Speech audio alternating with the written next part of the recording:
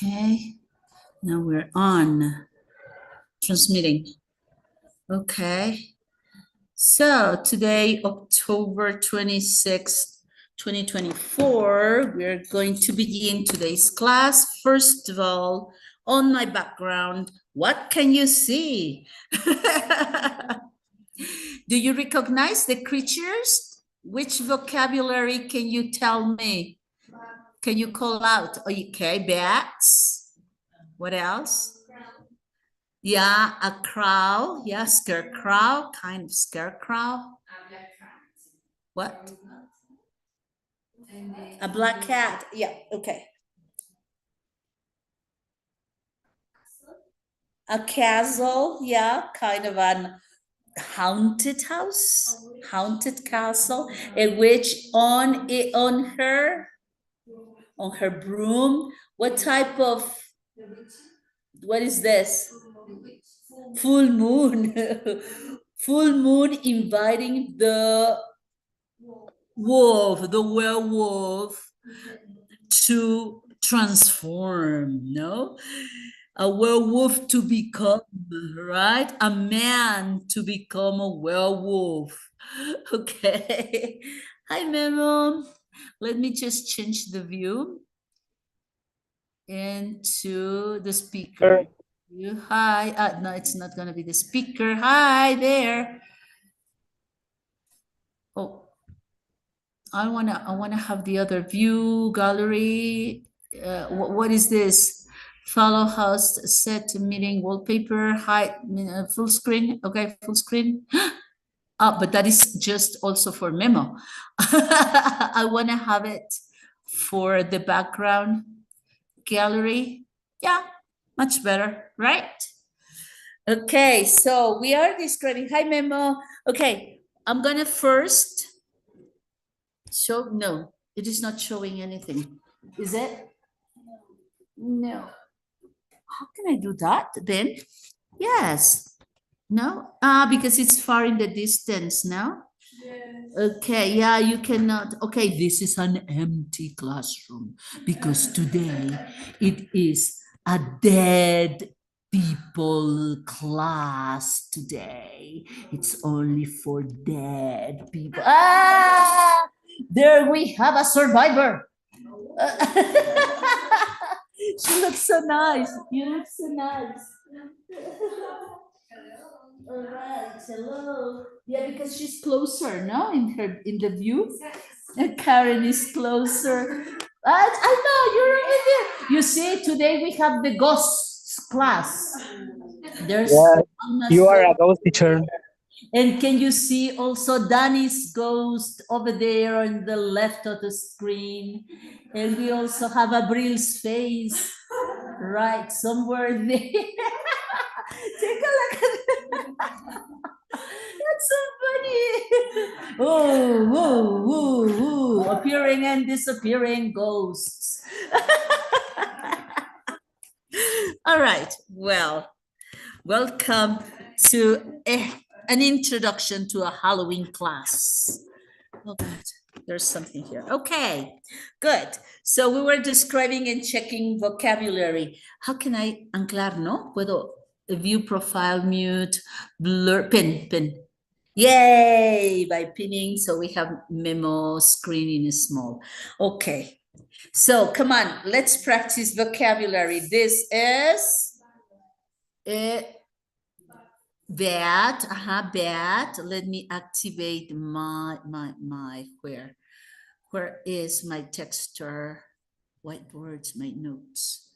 Because I'm not sharing. Okay. So bats, night or midnight, no? Night or midnight, full moon, a witch on her broom. Werewolf teacher. Scarecrows, no, the scarecrows. Werewolf. Werewolf, yeah, the werewolf to become, right?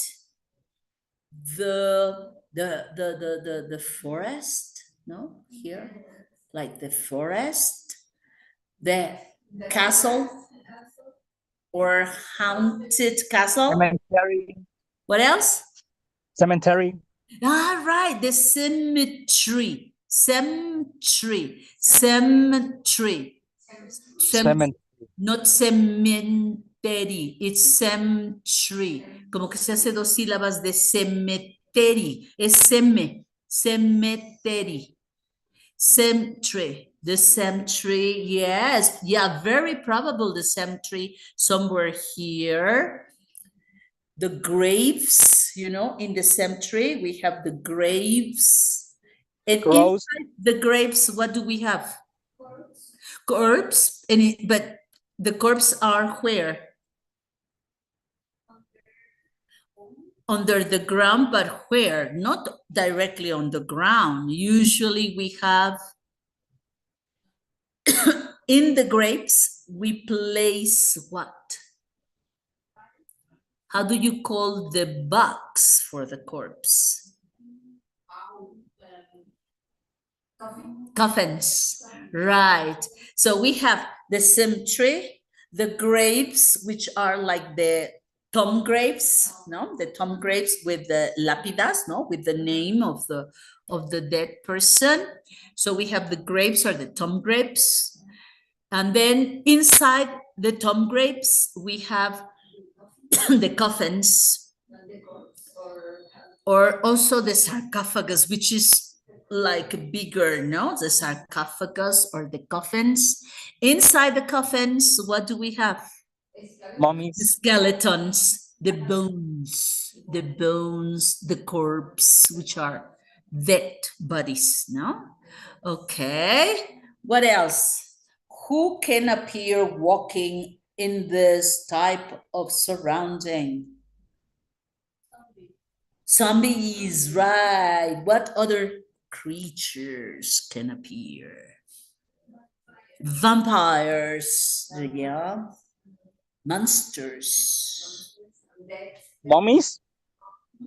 Dead, yeah, dead walkers, dead walkers, or living deads, living deads, muertos vivientes, living deads. Yes, Memo, you said?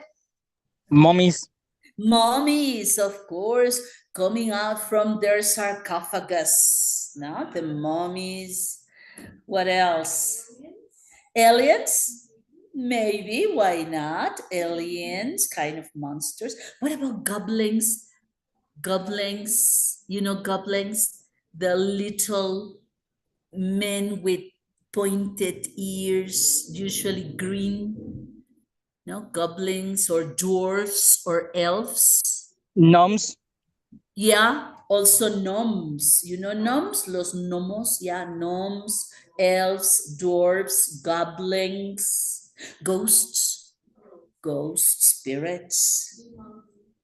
Demons also, yes, devils and demons. Okay. Oh my God, there are a lot. And animals like bats. What others? Wolves. Wolf. Wolves. Yeah, Wolves. wolves. Which other ones? Scarecrows. Scarecrows, like this one's over here, the scarecrows. Spiders. Spiders. Snakes too, yeah, they are horrible. Black Worms. cats. Black cats. What? Worms. Memo? Worms. Worms, like insects, worms, yelly worms. Like for Pumbaa and Timon, they would be delicious and very nutritional because they have like protein, no? They are protein high inside the insects and worms. All right, great. And many other creatures, no? Many others like Frankenstein and Dracula and Phantom. What else?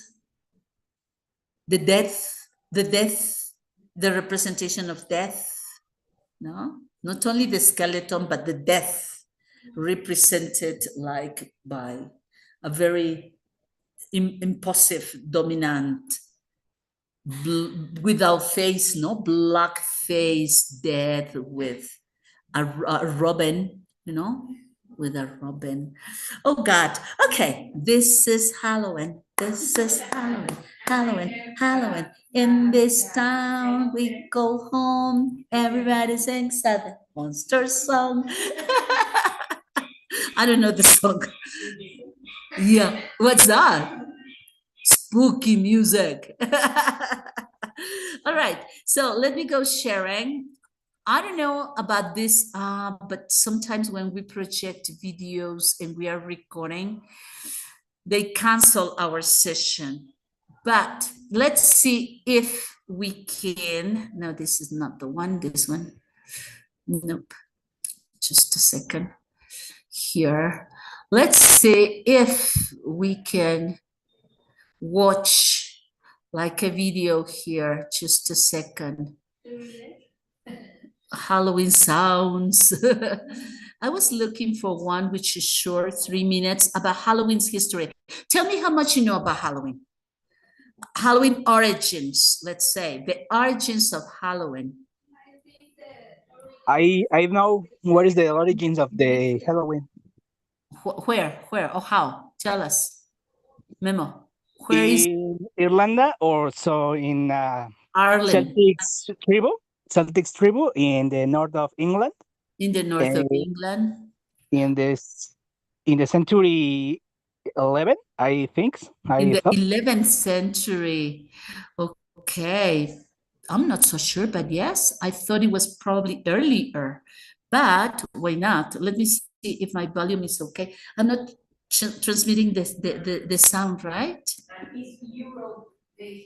European, yeah, European origins now. Now here in America, it happens to be so famous, popular, but the real origins go back in time, probably 11th century, as Memo proposes, in England, Ireland, yes, some other northern, no, northern, East Europe, northern, northeast, yes. Okay, this is 2 minutes, and it has 9 questions. Let me see that we are choosing, okay, origins, beliefs and tradition of Judaism. Here, 3. This is the one I wanted because this is like History Channel, I think. This one over here. Okay. Let's see if they allow us, because many times, because of the copyright, they want to stop our transmission. They allow us to go on, but later on they send a cancellation to the video. And what I need is to cut the transmission part. And in that way, we can have the rest of our class. Oh, but it is not running. Oh, it is coming. Okay. Am I sharing? Am I sharing, Memo? yeah, teacher. Am I? Yeah, okay. Now, let me see if I get it all full screen. I'm not so sure. And it's taking long. Charging, loading.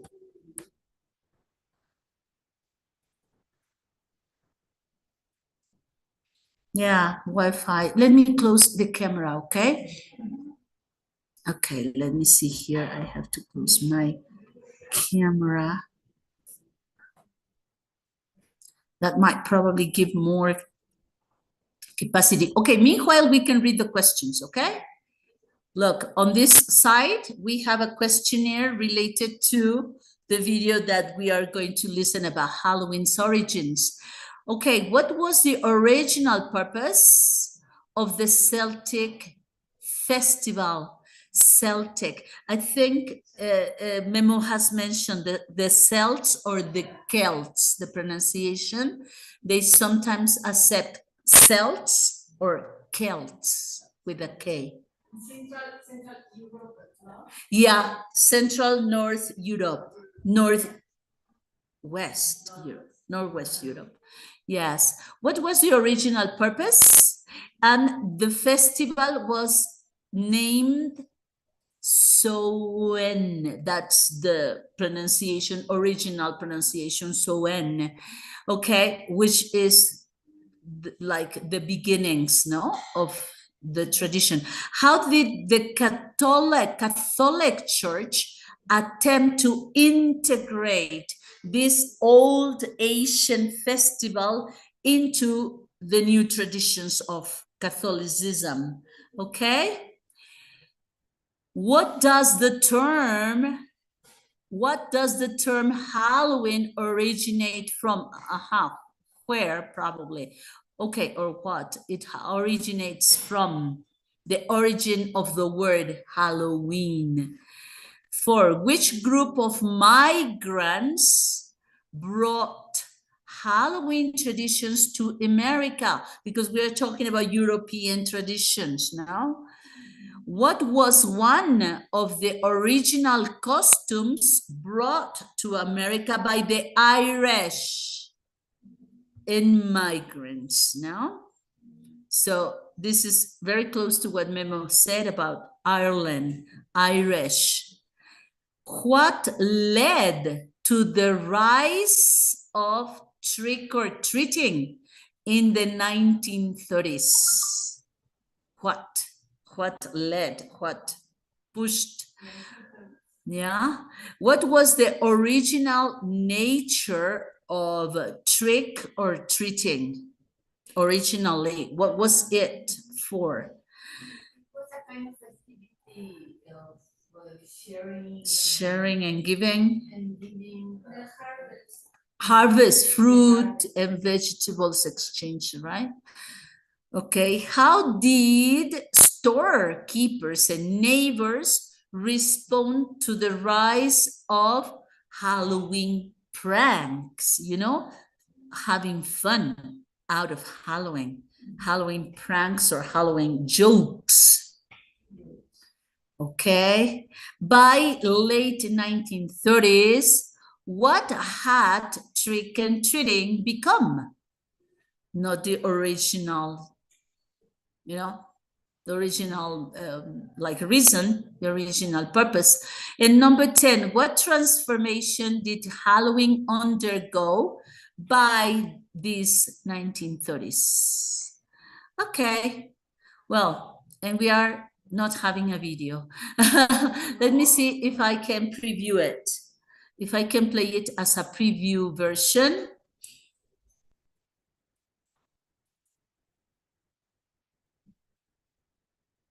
Okay. Timer, let's eliminate the timer. And memes and pop-ups, would you like to have some memes in the middle? Okay, let's keep the memes. Okay, let me share the sound. Hopefully it will run.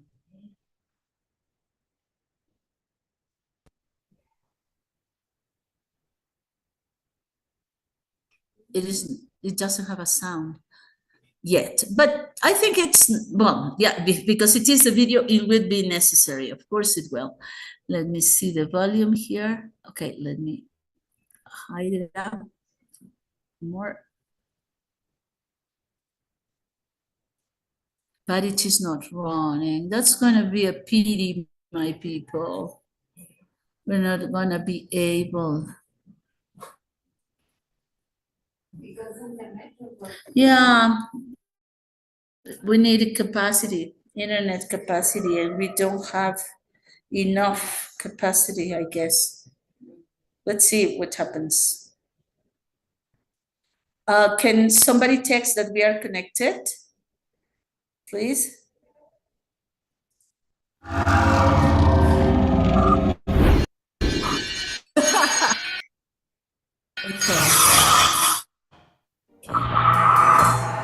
From communion with the dead to pumpkins and pranks, Halloween is a patchwork holiday stitched together with cultural, religious, and occult traditions that span centuries. It all began with the Celts, a people whose culture had spread across Europe more than 2,000 years ago. October 31st was the day they celebrated the end of the harvest season in a festival called Samhain. That night also marked the Celtic New Year and was considered a time between years, a magical time when the ghost of the dead walked the earth. It was the time when the veil between death and life was supposed to be at its thinnest. Can you listen to that, mem? On Samhain, the villagers gathered and lit huge bonfires to drive the dead back to the spirit world and keep them away from the living. But as the Question. What was the original purpose of the Celtic festival Samhain? Option 1, to commemorate the longest day of the year, to celebrate the beginning of spring, to honor the birth of new livestock, to mark the end of the harvest season. Yes, because it was like the beginning of winter. So imagine Northern Europe, the weather in winter. What is it like? Really cold, freezing, no?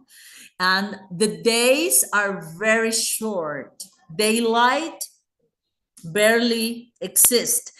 I was thinking of that right now during these dark days that we had, and we didn't really have sunlight. Do you remember? During the hurricanes and all this here in Mexico. Yeah, imagine living that way during in winter. It's longer also than here in the tropical Cancer tropical center, no, that we have the north. Nights are longer, you know, this obscurity time during the day, it's longer, many hours of darkness, and winters are basically half of the year and summer the other half, no? Oh my God. So the harvest, you know, they need food. Yeah. Okay, let's see if we're right. Yay, 600 points, correct answer. Okay, let's listen to the continuation, okay? Catholic Church's influence grew in Europe, it frowned on the pagan rituals like Samhain. In the 7th century, the Vatican began to merge it with a church-sanctioned holiday. So November 1st was designated All Saints' Day to honor martyrs and the deceased faithful. Both of these holidays had to do with the afterlife and about survival after death. It was a calculated move on the part of the church to bring more people into the fold. All Saints' Day was known then as Hallowmas. Hallow means holy or saintly, so the translation is roughly Mass of the Saints.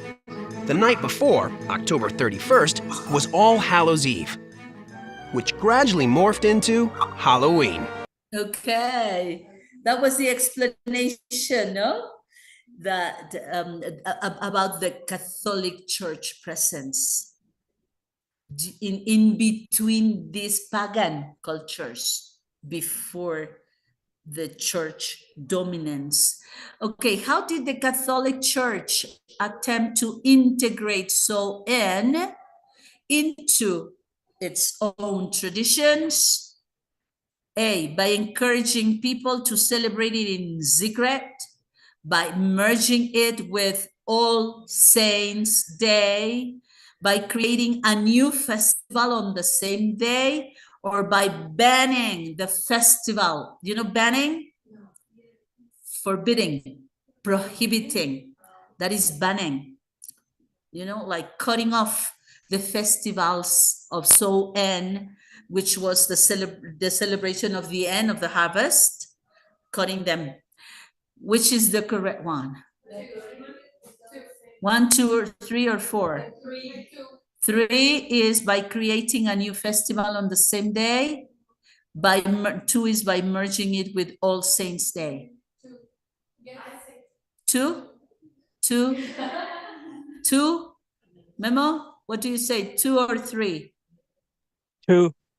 2. Okay, there are 4 people for 2. Okay? Okay? Yay! Yeah, because they narrated that this like festival of so and The holiday came to America with the wave of Irish. so they narrated, no, that during this pagan tradition before Catholic Church started to enter strongly among the dominance of the lands, and then at the moment of, it's something similar to what happened when they came here to Mexico, that they tried to merge the Virgin, the Guadalupana, with some marks from the Asian culture of America in the eyes, no, on the shawl of the Virgin. So they tried to say to merge it in a way, integrate it. But one day later, they said, okay. So let's continue for the next question. Okay, attention. Immigrants during the potato famine of the I think I'm going to 1840s. see. They brought largely morphed into Halloween. Okay. The holiday came to America with the wave of Irish immigrants during the potato famine of the 1840s. They brought several of their holiday customs with them, including bobbing for apples and playing tricks on neighbors, like removing gates from the front of houses. The young pranksters wore masks so they wouldn't be recognized. But over the Okay, I'm sorry because there was something interfering there in the view. I promise I didn't touch anything. So what, it was probably the ghost being invited today. Okay, so come on, can you read the question? What does the term Halloween originate from? Okay, options. 1, A Celtic word for harvest. A Latin term for holiday. for Holy Night. An Old English phrase for spooky evening. Spooky evening Term All Hallows Eve. or Hallows Eve. What do you say? Number 4. Halloween. You see? Hallows evening. Hallow is the synonym of spirits, but not the typical bad spirits, but the souls. Because remember that Catholicism believes in the presence of spiritual processes, and that we are not only bodies, but we also have souls. So a hallow is a synonym to a soul. And so the Hallows Eve is what remains. I mean, the hallow or the soul is what remains after we are dead. Our body dies, but not our soul. No, that's something that was said. And then hallow evening. Usually eve with the idea of the evening before something. And that's what we say víspera, no? The eve coming from evening is usually la noche anterior a algo, And so that's hallow or Hallows evening, before the 1st November, that Catholicism considered that it was the arrival of the spirits of dead people, but good spirits, like beloved people, family, no? But of course, it was not the same for the pagan cultures. So they had this evening before Hallows Eve, Halloween. You see? Okay. Correct. We are very good. Okay, let's listen to the next part.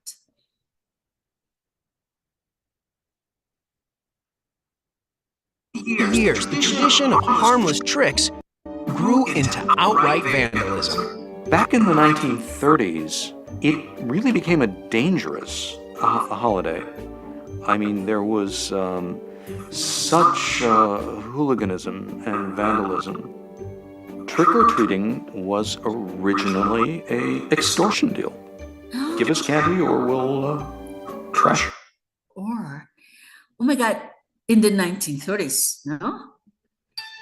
It became like a vandalism aspect. Okay, can you please read out? I'll be back. Bueno, hola.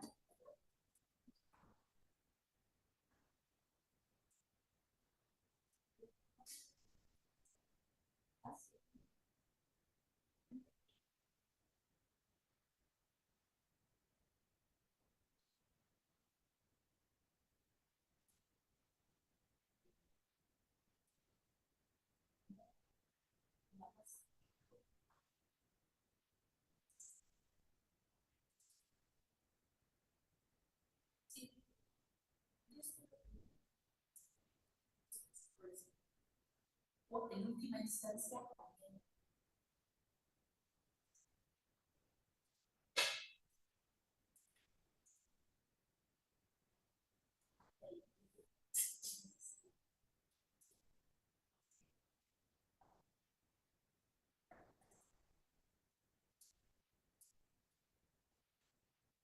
Okay, so which is the correct answer? What led? A desire to increase candy sales, a government initiative to promote community, a new law requiring children to wear by law, efforts to prevent vandalism and hooliganism. Four, yeah. And how before I click on it, what happened with this aspect of vandalism that they narrated about? What happened?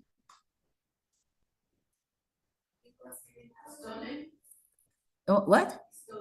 Yeah, stealing. A lot of thefts, robos, no? And you,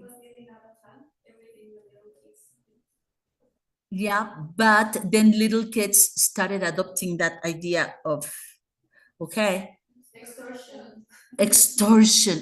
Or you give me candy, or I will destroy your garden, your windows, no, or break your doors into, I don't know. Oh God. So, oh, I'm sorry. Sorry.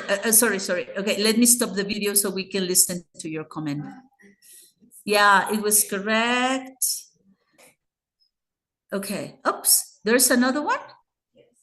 Okay, so you can expand what you wanted to say that you heard about Malmita. You wanted to say something. It was you. My mom used to live in California, and she said that on Halloween, some kids like gather dog poop, and if you didn't give them candy, they will like Dogs. put fire on the dog food and throw it to your house. So it's Oh, really smelly. You know, dogs pooping.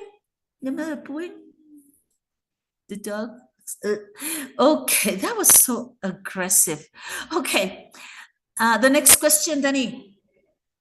What was the original nature of trick-or-treat? All right, the original nature, Alma. Friendly neighborhood. I think we didn't listen to that, or did we? Because I just left and probably I didn't remember. Okay, a form. Extortion for candy. A school organized religious ceremony. I don't remember. What do you think? A form of extortion for candy originally? Probably because that was what they wanted to stop, no?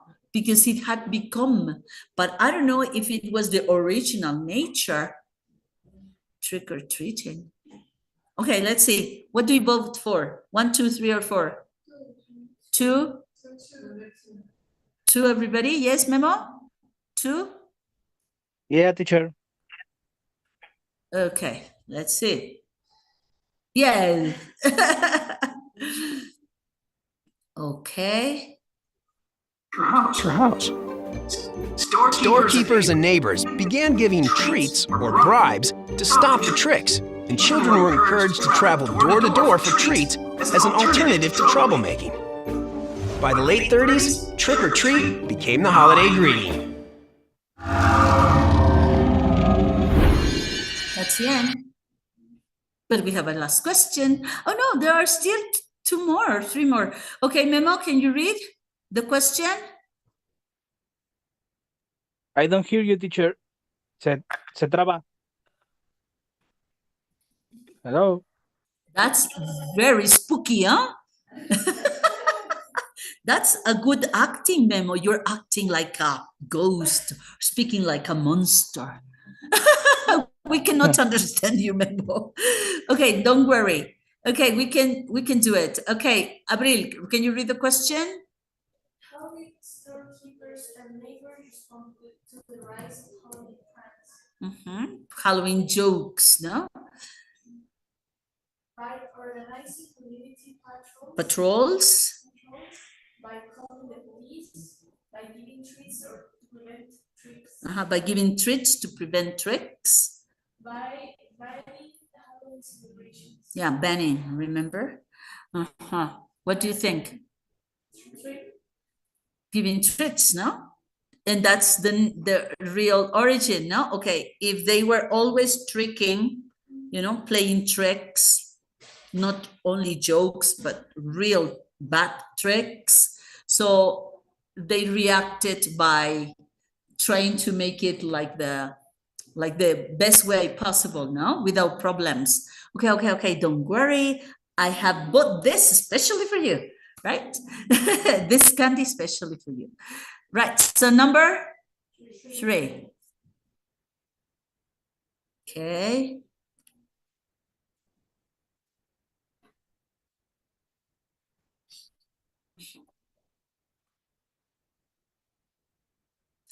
Nine. Okay, then we go back. Almida, can you read? By the late 1930s, was a trick or treating By the end, no? by the end. Late. A government. A common holiday greeting, a dangerous activity, a rare and outdated practice. Number 2, right? Like a common holiday greeting, no? Celebrating. Okay, that's it. We are very clever. And the last question, I guess, because the video has finished. Come on, Danny. What transformation did Halloween undergo by the late Okay, it was. in most states? It turned into a family-friendly event.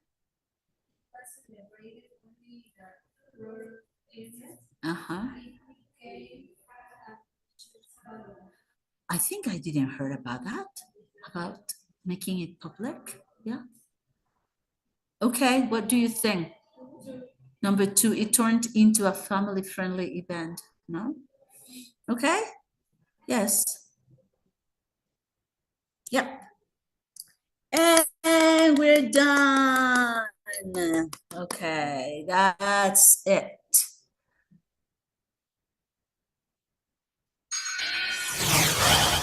Okay, that's it. Well, short video, but with questions, okay? And finally, just to have fun, a little bit of vocabulary, okay? Let me just dock this out here. Okay, simple vocabulary for you, my people. Number 1, what do we have here?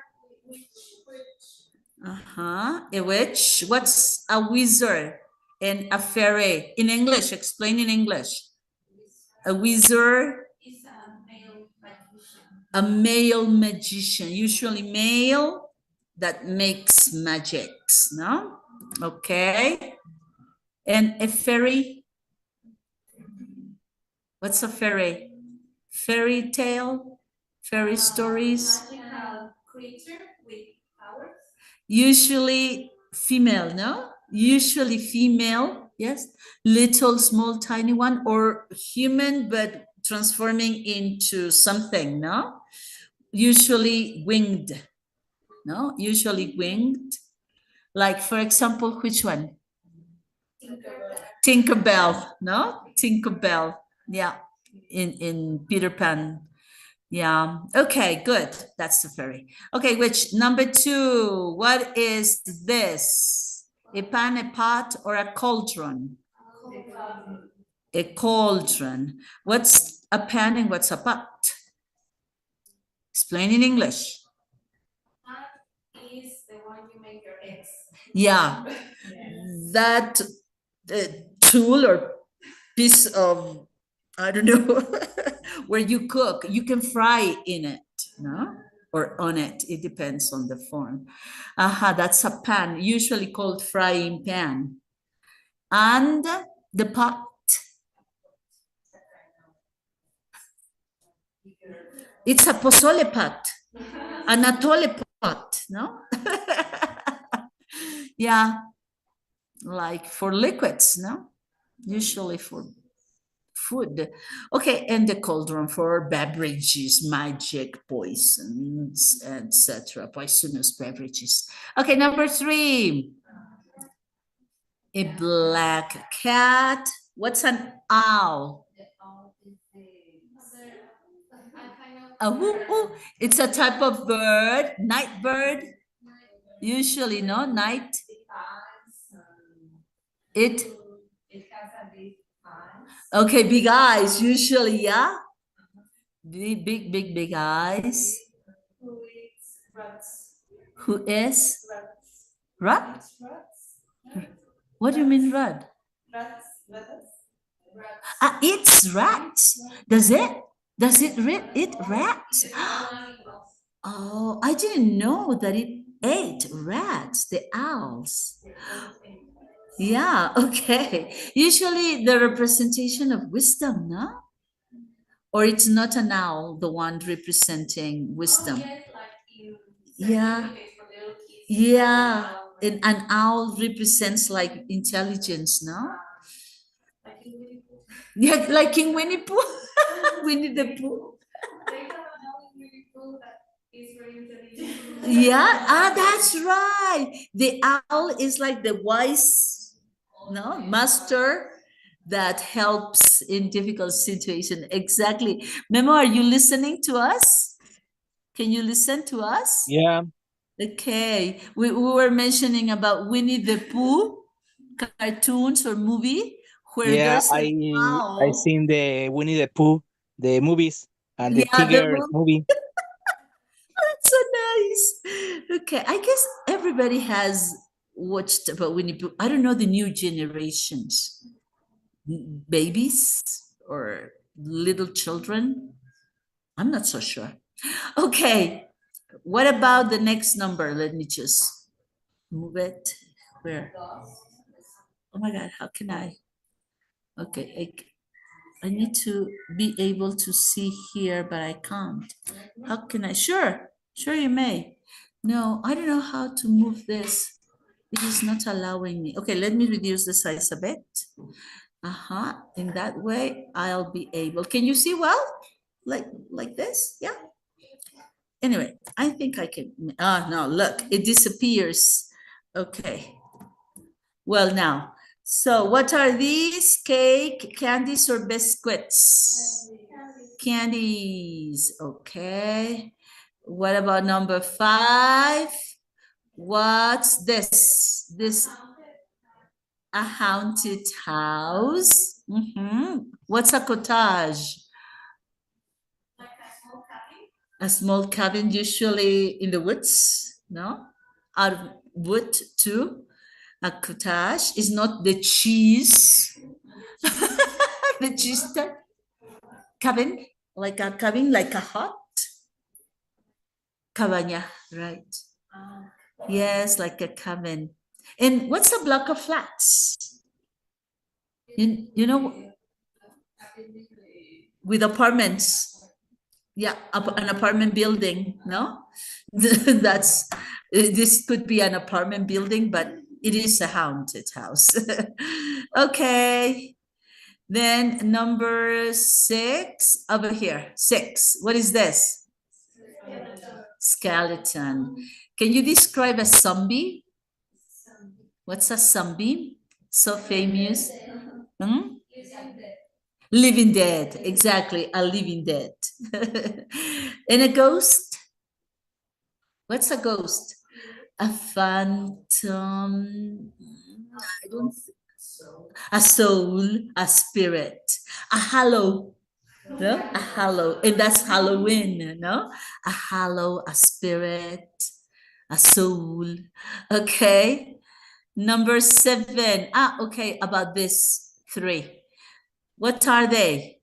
Tonics, costumes, or robes? Costumes. Okay. And what's a robe? Yeah, like cape or like a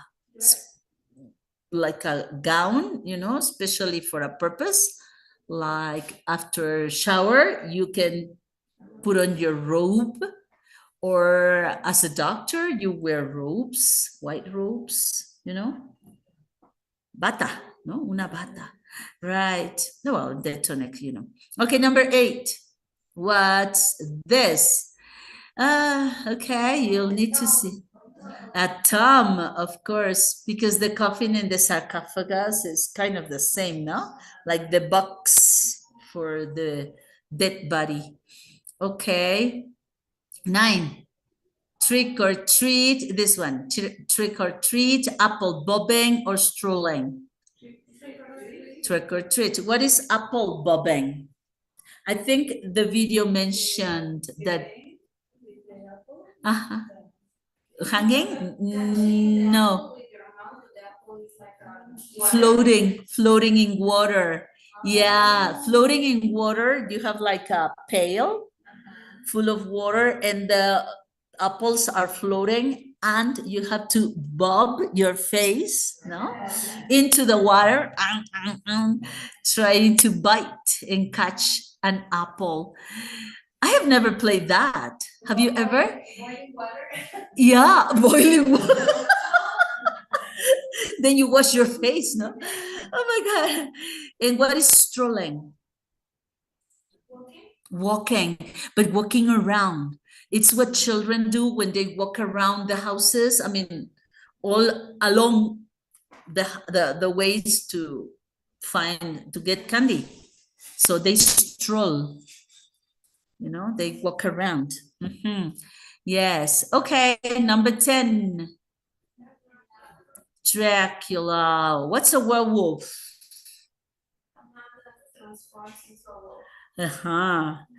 Especially on full moonlight, no?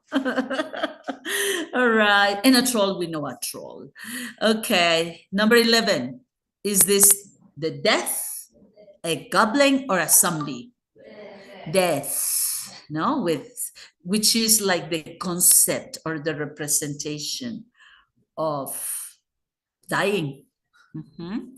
All right. Goblin. What's a goblin? Hi there. Oh, you did come. Oh my God. Oh my gosh, she did come. Well, I think you were trained to escape from the exam. Yeah. And as soon as you realized that it was not an exam, said, okay, I'm going. Because she texted me that she was not going to be coming today. Yeah. So I said, okay. And then they texted me from the coordination, exam will be postponed. Good. I said, good, no? Okay, so come on, let's do it. So a goblin. An elf, but with very particular attitudes.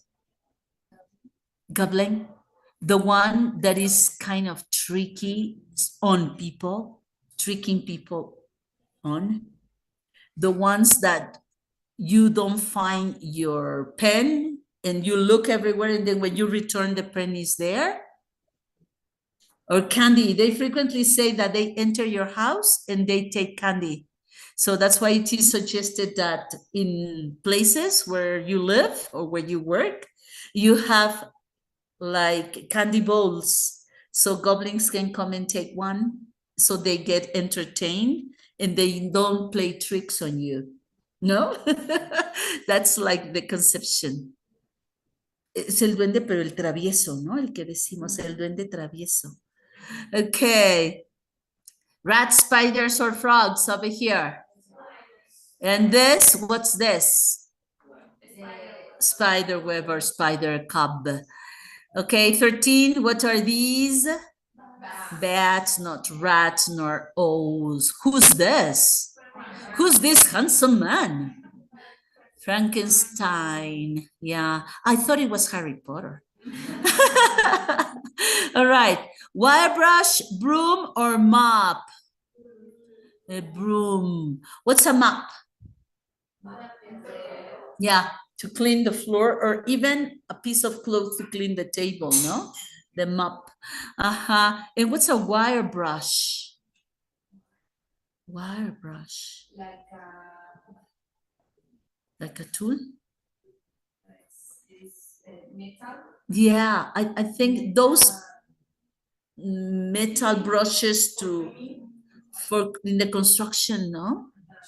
Or cleaning difficult, like for example, scratching the walls. The walls or a table that you want to take the paints, the paints off. Uh-huh. Okay, what's this? It goes. How can you describe a mummy? How can you describe a mummy? Right, in bandages, a dead body covered in bandages. Okay, what's this? An eggplant, a courgette, or a pumpkin? And what's an eggplant?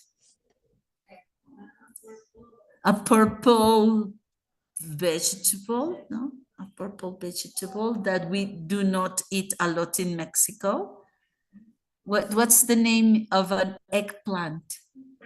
Berenjena. That's right. Es una berenjena. Many people do not even know what a berenjena is. No? It's similar. It's similar to like the courgette or the squash, which is like the pumpkin in green, small. No. Okay. What's this? Which hat? Not a cap. And not a crown. Okay, and finally, who's this? Miss Pumpkin, Tom O'Lantern, and Jack O'Lantern.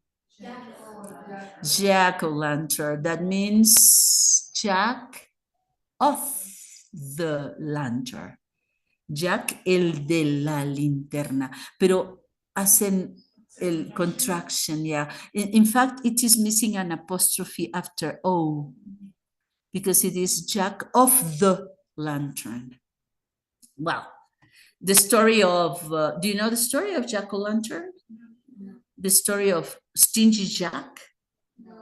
There was a stingy man that played tricks on people around him and nobody liked him. And then he wanted to play tricks on the devil, and he did.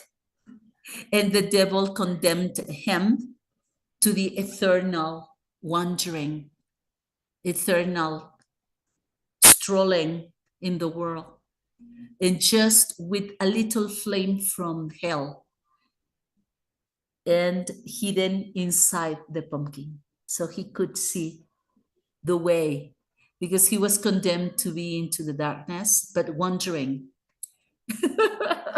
Okay, you can read it later. All right, let's see if we were wise or not, as wise as owls. Let's see. Yay, 10 out of 10. Halloween party. Okay, well, that's it. I think we need to get to work. Okay? All right. Just didn't want to forget that we are in English class, and Halloween is a typical tradition, not only in America, not only, well, in the United States. Okay, so I'm going to open our files, okay?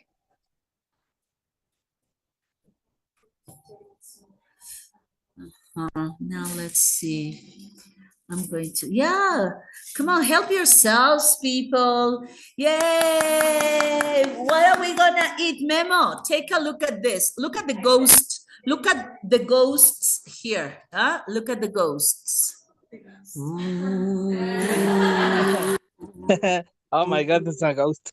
Oh, there's another ghost there. Ooh. And look at the face that appears at the distance over there. Look, right? It is so funny, right? It looks. All right, let me prepare then. Meanwhile, okay. I need to open here, and then here in our TOEFL. And then, oh, Memo, you are not going to eat, well, what we call biscuit of death, no? Or the death, because we don't say dead biscuit because the biscuit is not dead. We said the bread or biscuit of death. Pan de muerto, you're not gonna eat it. Oh no! Okay, Fuck. bring Oh it my here. goodness, Jenny, no. Jenny, bring it here so he can cry. You can cry. No, upper. Oh my God, I'm crying now. This is the next occasion. Maybe next year. Maybe next Yeah, Halloween. it's possible. Thanks, Alma. It was Alma's courtesy to the group. Thank you, Alma. Yeah. Mm. Oh my God. Yeah. Oh my God. Está relleno. It's filled. Memo. Sorry, Margaret. Okay. Structure. Oh, yeah. That would be great. Thank you.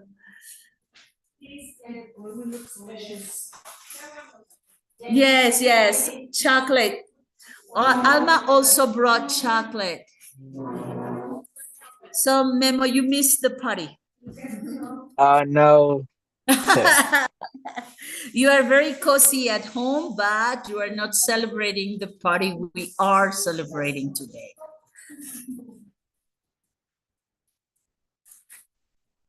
Oh, thanks, dear. Oh my God, that's so good, so tasty. Sorry, Memo, for my comments. Take a look at this. Look at my. No problem. I'm so cruel. I am. That's cruel. Oh my God, it's so good, so tasty. Indeed. What was the last skill? Do you remember? Oh, Maybe that is so one, sweet. take some. No, just one because I shouldn't eat more than one piece. Thanks a lot. Do you remember the skill number? Yes, please. Mm. Everything is so good, huh? Chocolate Memo, sorry. Thank you so much. Thank you very much. More. Take some.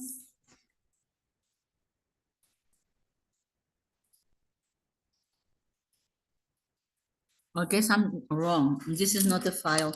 We're done with structure. It's written expression, the one we are in.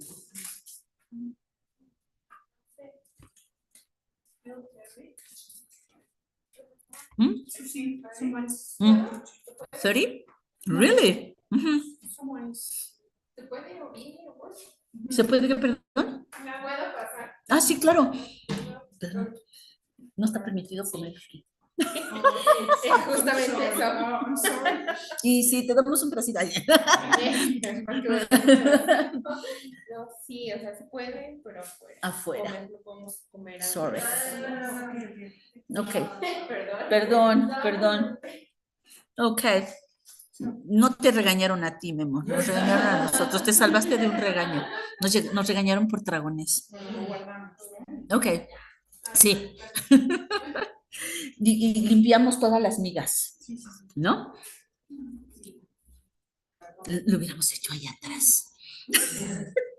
No, pero sí se ve. Ok.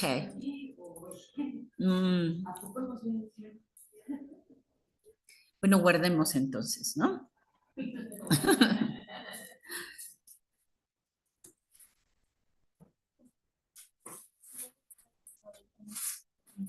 Oh, 35, 35.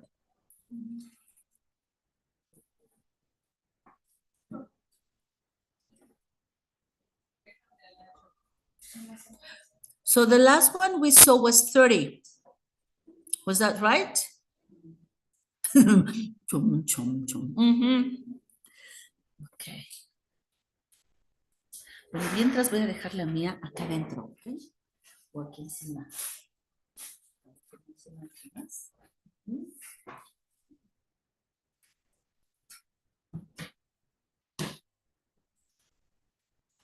Nos limpiamos los bigotes y ya.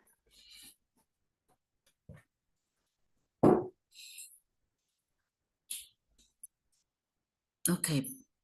This is 29. Did we see 29? And fast as an adjective. Yeah, I think we did. Do you remember? Comparatives? Did we see comparatives? I think so. Yeah, me too. Yeah, comparative more than superlative. When we saw that, let's see, use the irregular structure. Yeah, that the mixed of superlative comparative. The sooner, the better, no? The sooner, the better. And the older the children are, the more their parents expect. Remember that we are in the section where we have parallel structures, which means that we need to have like a balance of two statements that are kind of independent and that mostly we have connectors except in irregular or more comparisons that we are having like a mix of superlative with comparative, but we don't have a connector. Anyhow, we have two statements. Additionally, we still have two, and the connector in this case would be represented by the comma, not a semicolon, which is something that we knew. If I have two independent sentences, I use a connector, and then I can have a coordinate statement, okay? Okay, try not to see that they do not see you biting, okay? So try to do it like this. Hide yourselves over there behind Fernando. All right. So in this case, if we have two independent statements and we coordinate them, we can use coordinate connectors and, but, so, then, no? But if we don't use a connector, we can substitute the connector with a semicolon. And it is still keeping the two ideas balanced one next to another. But the situation here is particularly special, particularly different, that we have comparative superlative with the older, not the oldest, the older the children are, for example, comma. And we never use a comma to separate two statements, independent statements.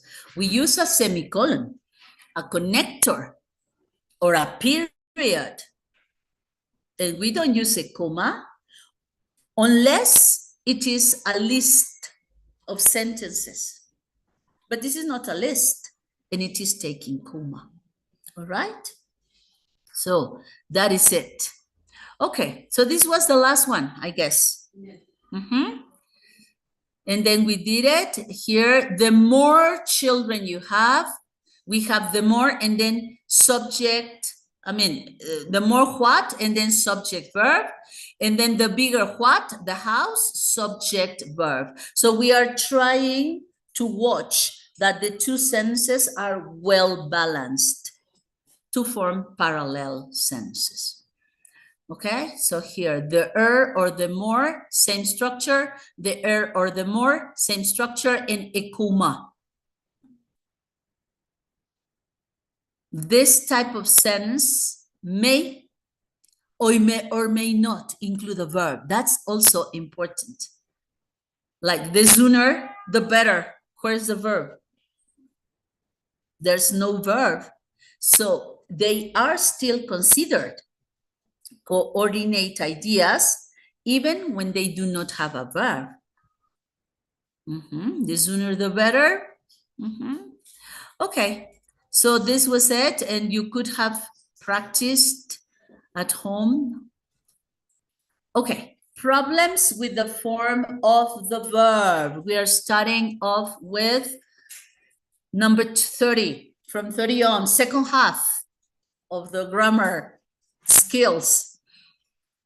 Okay, how many different forms can we have for a verbal construction? So here we go. Yes. I can't. Okay, just a minute. I just want to move this. No la puedo agarrar para bajarla. Okay, well, sorry for this, but this is past participle. Okay, we can have, I added one column, which is infinitive form. The infinitive form usually takes two. Here, two. Infinitive. And it is considered just like the name of the verb. What is this action? And you mentioned the name. The action of the eating, then we say to eat. No, that's the name of the action. Without to, we have what it is called base form or simple form. It is also grammatically called simple form. Base form or simple form.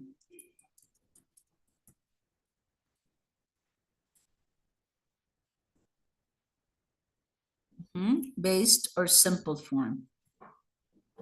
Okay, then we have the present that we only have to be careful to include the conjugation in present for he, she, it. No, this is just to keep in mind. He, she, it in the present with s or es or ies.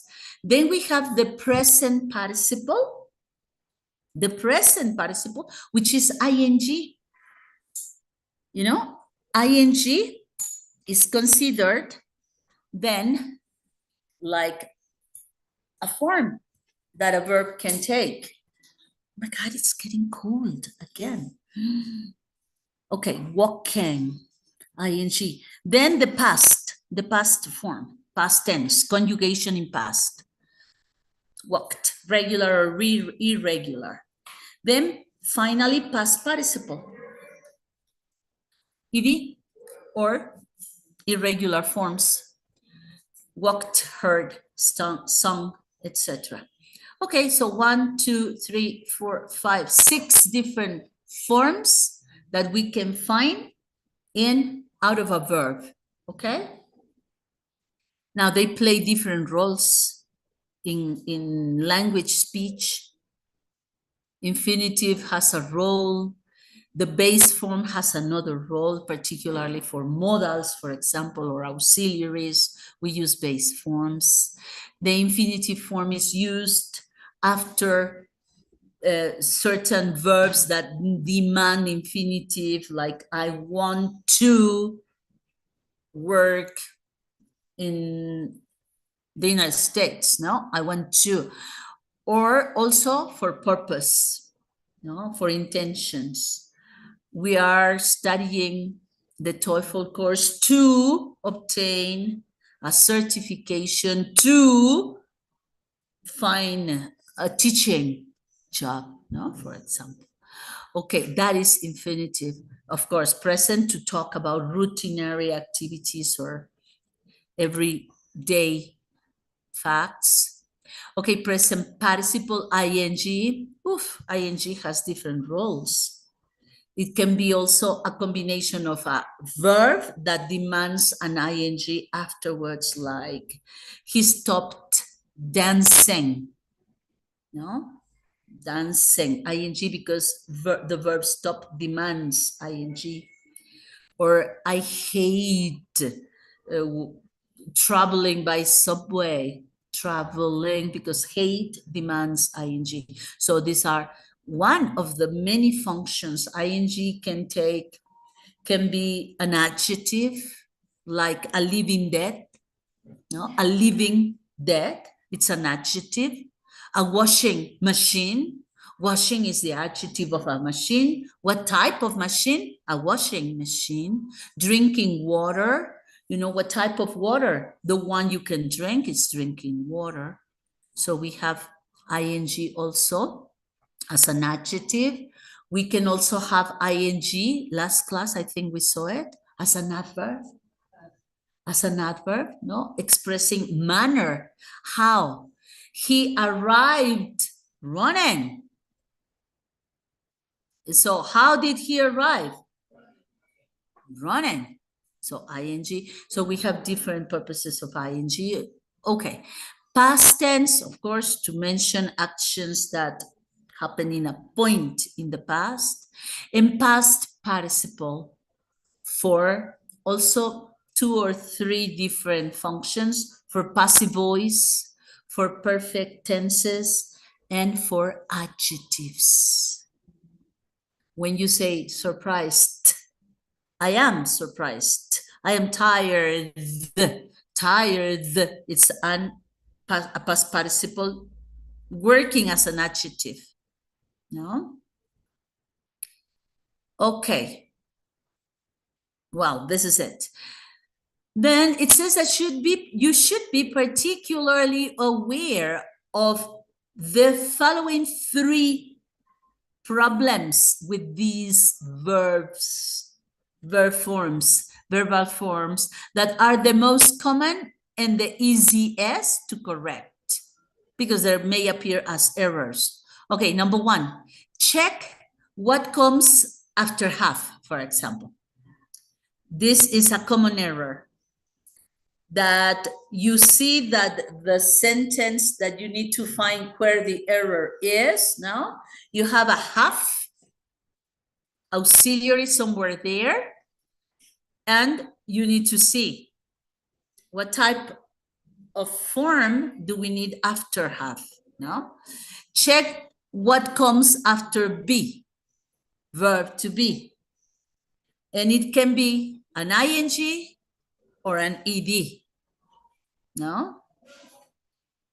3, check what comes after auxiliaries or modals, which is simple forms or base forms. All right? So here they consider that these are the 3 most common errors. Of course, there are more. Many times, one typical trick that I have noticed in the TOEFL test is that they give you a plural subject, but in a prepositional phrase which is very distant, the subject from the verb, and then the verb doesn't agree, doesn't have a concordance with singular or plural. And so that also affects the form of the verb. If it is singular, he or she or it should be in present with s, for example.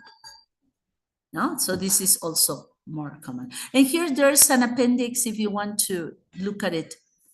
The most common, more complete, a more complete list of verb forms. Okay. So let's take one by one. After have, what do we use? Past participle.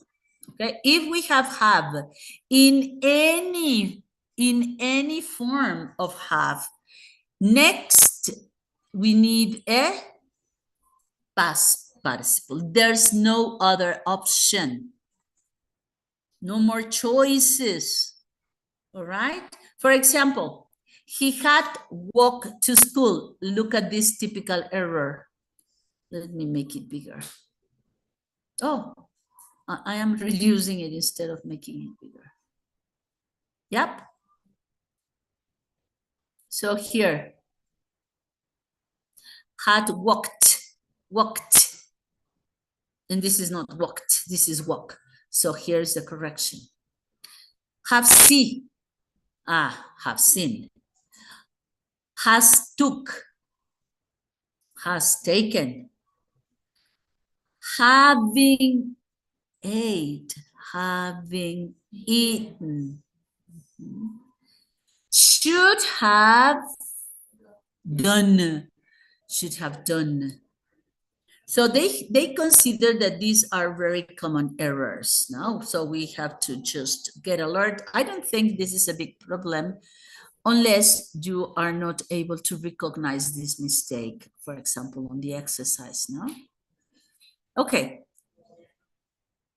Then, in addition, you should be sure that if you have a subject and a past participle,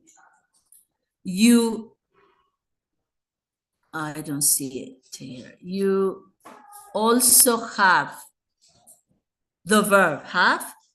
This problem is particularly common with those verbs such as sang, sang, song that change from present to past and from past to past participle. And very commonly, just changing one little vowel, and you don't see that little change. So that's why they say, be careful, because sometimes the difference is just a vowel. Began and begun, or drank and drunk, the difference is just one vowel. And this may probably provoke that you do not recognize an error because you don't see closely the difference in vowels. Okay? So for example, my friend's song, no, my friend's song, that should be sang in past or has sung. She or he sang or he has sung, but not only sung. He become, this is a typical error. Become, you don't see the error here. Become can be, or became, or has become, or even becomes, no, in present with an S. But he become can never be correct. It's not present, it's not past, it's not anything. The boat sunk in the ocean. Sink, sank, sunk. Hundirse, no? So the should be or sank or has sunk. So these are very little differences that probably you say, well, of course I know. But at the moment when you are reading, you may not detect this little error by changing the vowel. Okay, well, that's it. Have plus past participle. We have the exercise, my people. Exercise 30. Come on.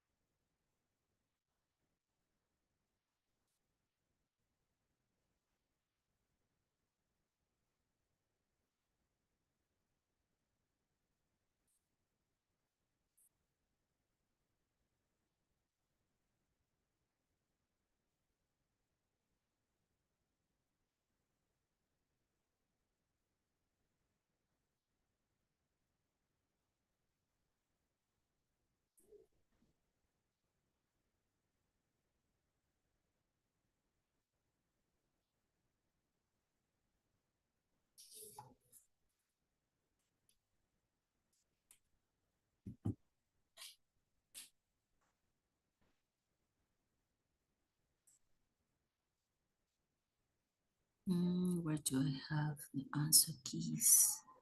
Right here.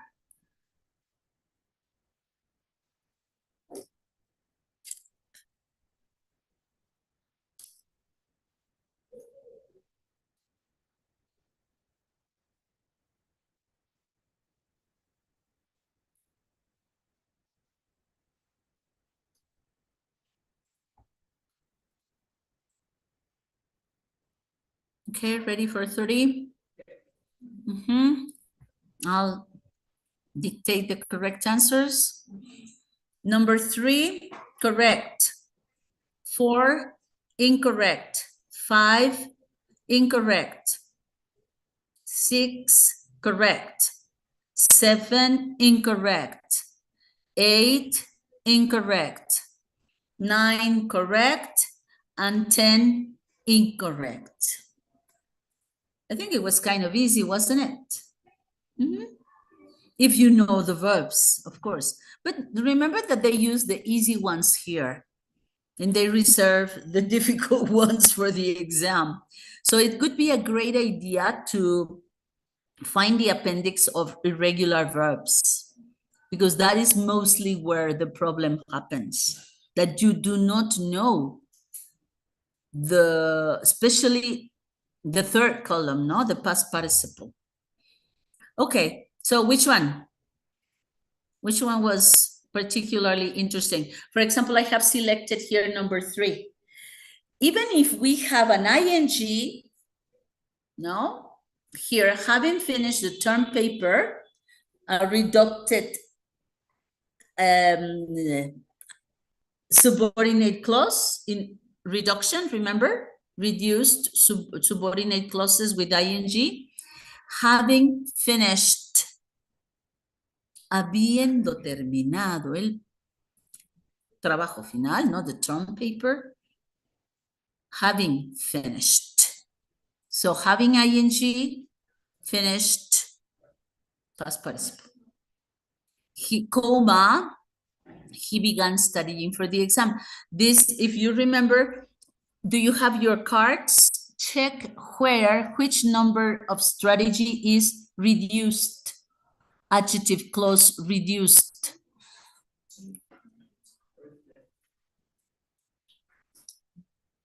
Adjective clauses reduced or reducted.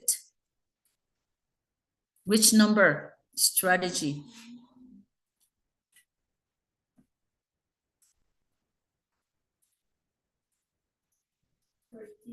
13. 13? Okay. Take a look at that. What is that? Having finished. And what does it say? What does it say? Over there in your summary, ¿qué pusieron en su resumen?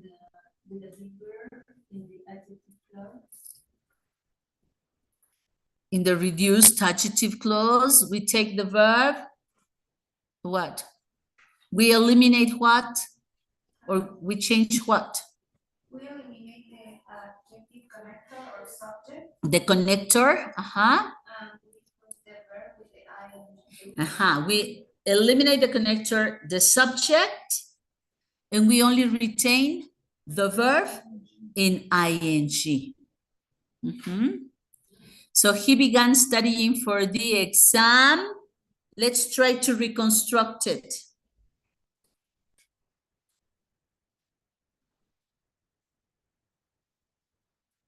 After, okay, here. He began studying for, and remember that the reducted can come at the beginning, because that should be another note. Probably not in the same scale, but in the others, that mentions that this reduction, once that it has happened, once that you have a reduced statement, you can change the position. So how could we reconstruct this? Come on, help me out. He began. Yes, he began, which could be like a more logical order. He began, oh God.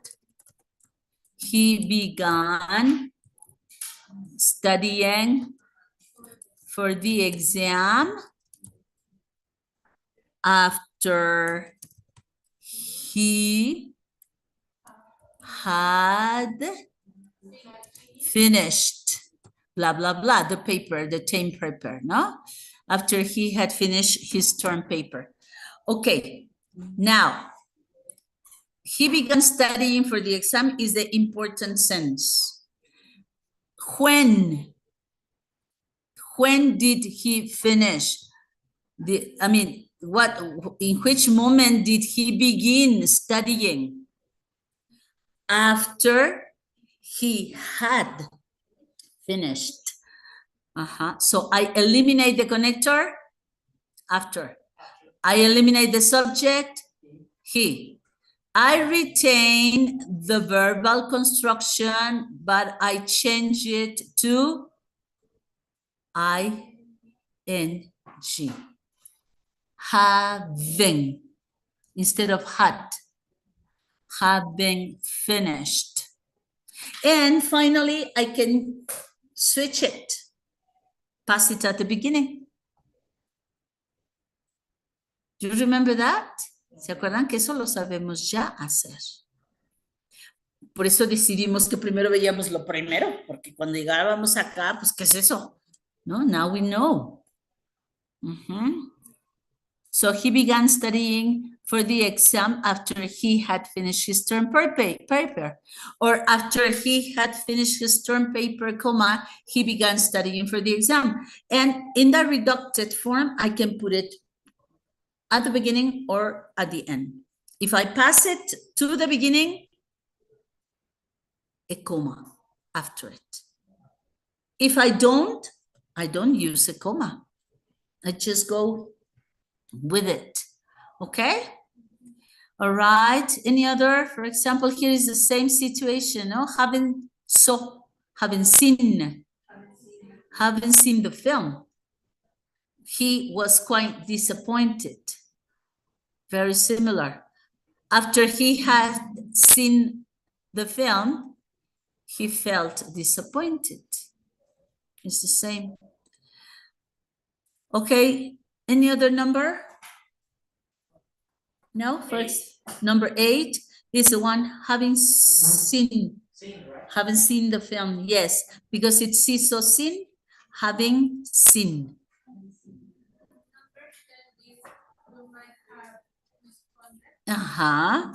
You might have responded more effectively. Why? Because even when we have might, we don't have a verb. We have an auxiliary have.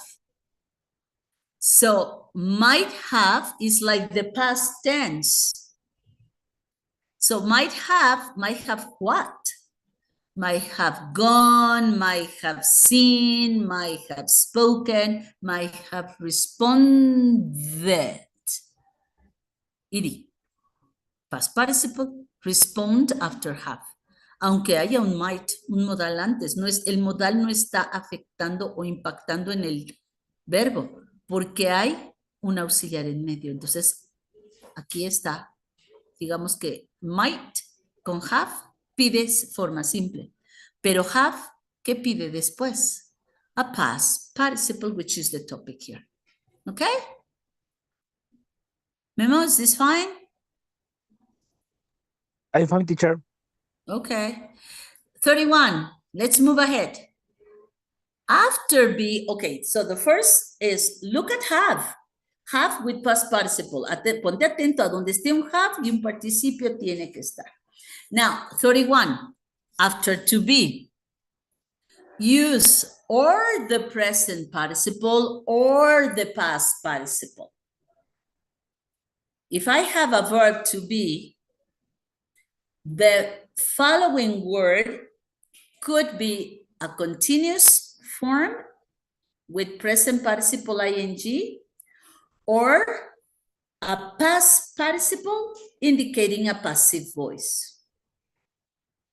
Yes? Fíjense, aquí se va a determinar justamente si después del to be yo tengo lo que llamo un gerundio o aquí gramaticalmente present participle. It must be an active voice. Seguro que es una voz activa. Continuous in a progressive form.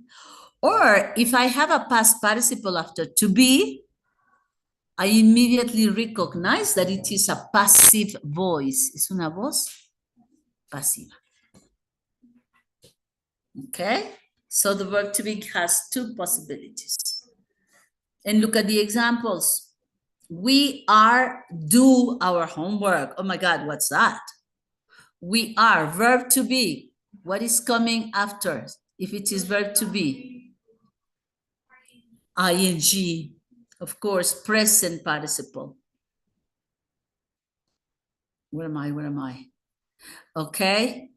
So we are doing. The homework was done. Past participle, which means passive voice. Si después del verbo to be aparece un participio, past participle, then it is passive voice, no? Now, Tom is take the book. Is taking an ing. An ing after, you know, the verb to be. And the book was taken by John. Was past participle after was taken. Was taken. Okay? So this is important to be aware of. So after to be, we have present participle or past participle. And look at these examples that we wrote in another course. Take a look at them. It says, passive. Aquí mi abreviatura, según yo, es para indicar pasivo. Oh my God, oh my God, oh my God. Here. Okay. Passive, past, continuous. O sea, es una voz pasiva en pasado continuo. ¿Cómo se? The conjugation indicate. Was being. O sea, hay un was primero. That is the past, exactly. Be is the verb to be in ing, being. Action happening now. ¿Qué está pasando ahorita? O qué estaba pasando en ese momento. The cake was being. And then eaten. Past participle.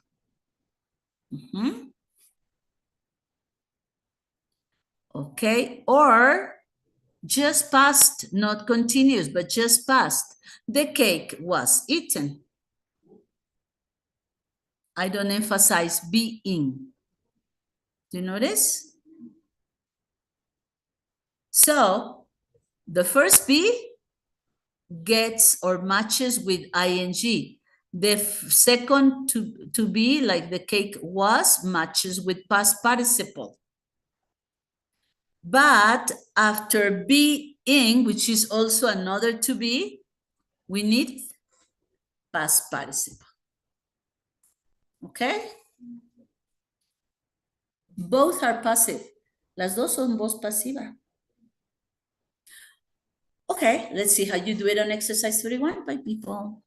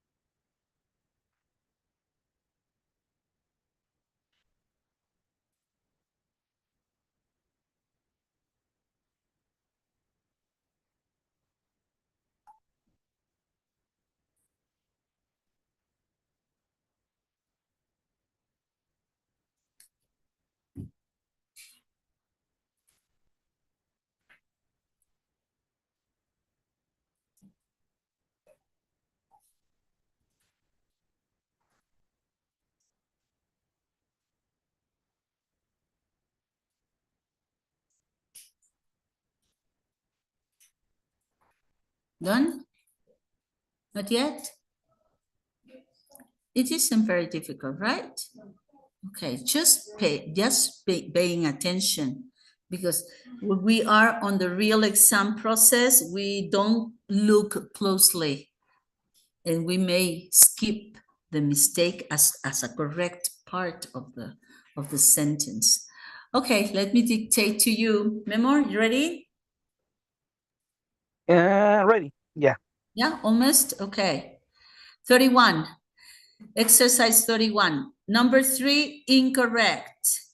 4, correct. 5, incorrect.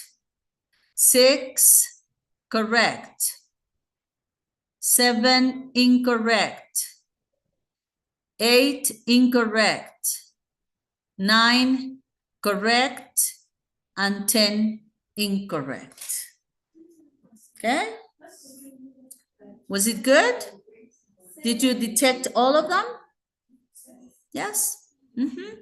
Just a little review on the incorrect, okay? How can you correct the incorrect, please? Number 1, which is incorrect. At 12 o'clock, Sam is eating. This is active or passive? Active. This is important. Eating, which is the correction, because I'm talking about an active voice. This is active. Okay. Another incorrect? Number 3. Come on, tell me the message. Okay, was taken. What is this? Passive, of course, because it's past participle. It is passive. What passive? Present, past, future. What type of passive? Past, passive. Okay, good. Past tense, passive voice. Another incorrect? 5. The Smiths are, okay, are building, ing. That means active. In which tense? Present continuous. Okay, present continuous, active. Okay. Another incorrect? 6, no? No, 6 is correct. It had been noticed that some staff members were late. Okay, 6 is correct. Did anyone fail this one? Number 6? No? Okay, because it can be confusing. At the very beginning, I thought that it was incorrect. But then when I read the rest, I realized that it is correct. So it had been noticed, and we have passive voice. So we don't need ing because it's passive. It was noticed, it has been noticed, it had been noticed. Not noticing because it is not doing the action of noticing. It can't be with ing. It is passive, past perfect. Tell me, what tense is this? Past perfect. ¿Cómo sé que es pasado perfecto? Had been. Okay, had and a past participle. In this case, been, telling me passive. El had me dice que es pasado perfecto. Y el been me dice que es pasivo. Confirmado con el ed del noticed. Se había notado. Acuérdense que las formas pasivas al español se entienden como un se. Como se venden tlacoyos. ¿Cómo digo? Se venden delicious tlacoyines. ¿Cómo digo? Se venden. Okay, tlacoyos are sold. Sell, sold, sold. Tlacoyos are sold. Pues nosotros lo solucionamos con un se venden tlacoyos. Yes, tlacoyos are sold at 20 pesos. Cheap, cheap, cheap. Okay. All right, which other incorrect? 7. Come on, read it. The report by noon. Oh my God, this is quite long. Should have been submitted. Submitted. Active or passive?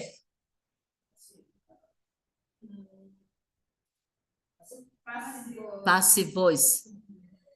Okay, which is modal suggestion, like this is like a past overdue, let's say overdue suggestion, o sea, es una sugerencia que ya no sirve, ¿no? Ya está como vencida, overdue suggestion, with should. El should es para hacer una sugerencia, pero una sugerencia que ya no te sirve, ya está caduca. ¿Para qué? ¿Por qué no me lo dijiste antes? ¿No? ¿Para qué me das la sugerencia ya pasada? This is an overdue suggestion. The report should have been submitted. Debió haber sido enviada. Should have been submitted. So this is passive, en voz pasiva. Should suggestion. Past, overdue, have. El have te está diciendo que es un should pasado, que ya no te va a servir. Should have. Then el pasivo con el been, el verbo to be. Absolutely the verb in past participle. Submitted. Fíjense cómo hay una como cadena de regulación. La primera partícula verbal, en este caso el modal should, determina que el que siga venga en su forma simple. Should have. Luego el have encadena al que sigue a un past participle. En este caso, been. El verbo to be en past participle. Y el been pasivo encadena al verbo siguiente en otro participio. Should have been submitted. Okay? Good. All right. And number 8 is also incorrect. How can you correct the question? Are the two companies merging? Are the two companies Being merged. not necessarily being, but are the two companies merged? Merged means como fusionadas, ¿no? Are the two companies merged? Past participle? Into one? What is this? Active, passive, what tense? Merged. It is, no, it is, what? Past or passive? What did you say? Passive. Okay, what tense? Are the two companies merged? Are? Okay. Okay, let's see. It's present because we have are, no? And if I have to be are with a past participle, it is passive, no? Present passive. ¿Pero qué indica? Una voz pasiva versus an ing. Si fuera merging, sería un present active. Un present continuous active. Active voice. Pero no se puede que sea voz activa. O sea, está correcto la estructura que yo pueda decir, are the two companies merging? Estructuralmente es correcto. Pero en significado, ¿qué estoy diciendo? Are the two companies merging into one? Es que en español sí personificamos. Exacto. personificamos a que la empresa puede tomar la decisión de que, a ver, yo en ALT decido sin que consultar a los directivos, ¿ok? Yo la institución decido hacer una fusión con la OXXO. O sea, ¿quién va a tomar la decisión? ¿La empresa o los funcionarios de la empresa? Entonces, ahí estaría la diferencia entre verlo como voz activa o como voz pasiva. Si yo lo veo con un ing, gramaticalmente estaría bien tu corrección y esta seguiría estando mal, ¿no? La que me dan. Pero estaría diciendo que la empresa es una persona que puede hacer cosas, que la empresa se está fusionando o las dos empresas se están fusionando, pero es que en español sí hacemos eso. Existen personas morales y entonces la vemos como persona, aunque no sea una persona física, sino una persona moral, como un sujeto activo que puede hacer algo. Es como si yo dijera, por ejemplo, fíjense, eso está aceptado en inglés en determinados contextos. Cuando yo digo, por ejemplo, las puertas del museo se cierran a las 6. O sea, puedo tenerlas automatizadas y a las 6, quien vaya pasando lo aplasto, se cierra, ¿no? O sea, solitas las puertas lo hacen. Pues sí es posible. Entonces ahí las puertas se personifican como un sujeto activo que puede hacer y deshacer lo que quiera.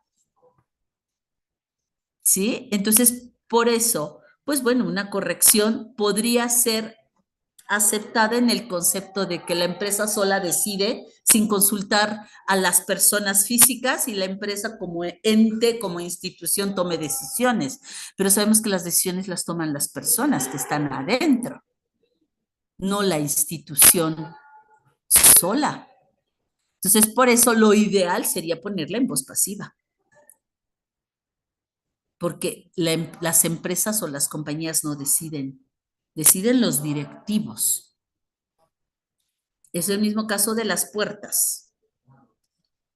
Pues bueno, sí, las puertas, como ya están programadas, robotizadas, pues lo hacen, ¿no? Pero tienen el riesgo de que pasa alguien y luego aplasta. Entonces, normalmente, pues bueno, sí están automáticas, pero va alguien y apachurra el botón. Ya vamos a cerrar, rápido, 1, 2, 3, salgan, ¡pum! Apachurra el botón. Pero es una persona física la que lo hace. Ahí sí sería voz activa. Porque yo diría, the doorman, el portero, the doorman, closes the museum doors at 6 p.m. or he is closing now, está cerrando ahorita. Pero entonces solo depende, digamos, en esos casos muy específicos del sujeto. Sí, exacto. Si estuviéramos hablando de los niños. Ajá. Are the two boys coming to the party? Ah, sí, está bien ahí, porque los niños hacen la acción de ir a la fiesta. ¿Sí? Entonces, exacto, ahí hay que identificar a tu sujeto. O sea, la diferencia entre una voz activa y una voz pasiva depende de tu sujeto frente al verbo que lo pongas. ¿Tiene o no tiene capacidad para hacer ese verbo?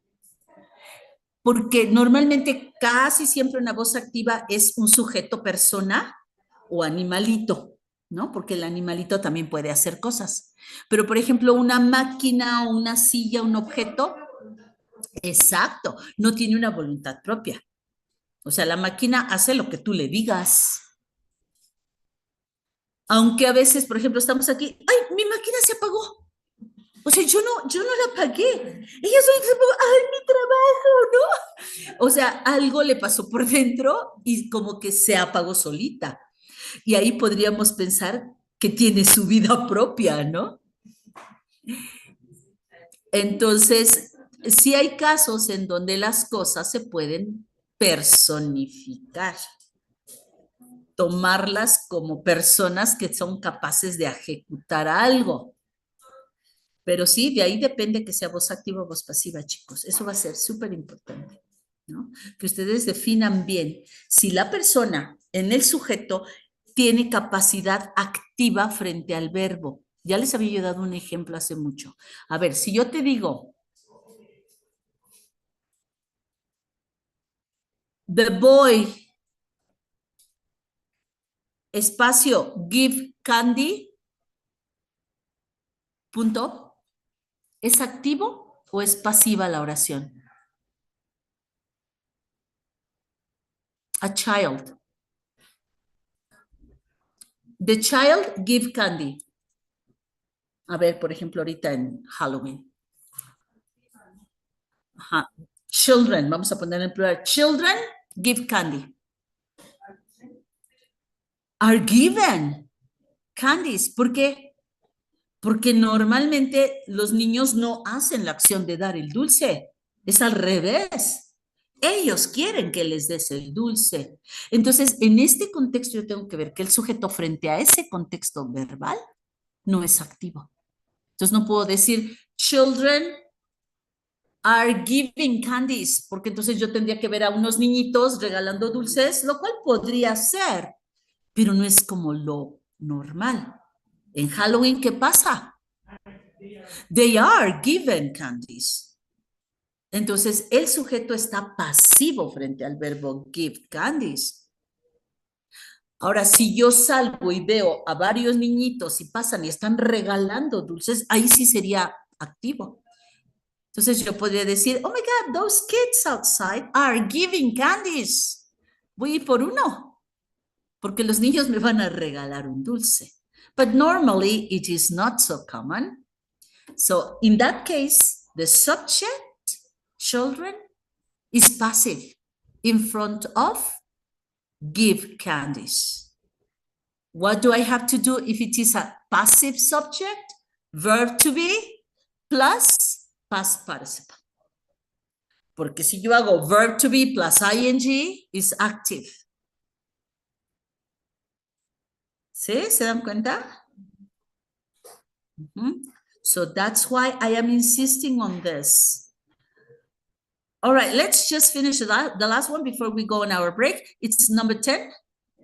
Yes, the score information has been duplicated. Ahora, ¿no podría ser has been duplicated?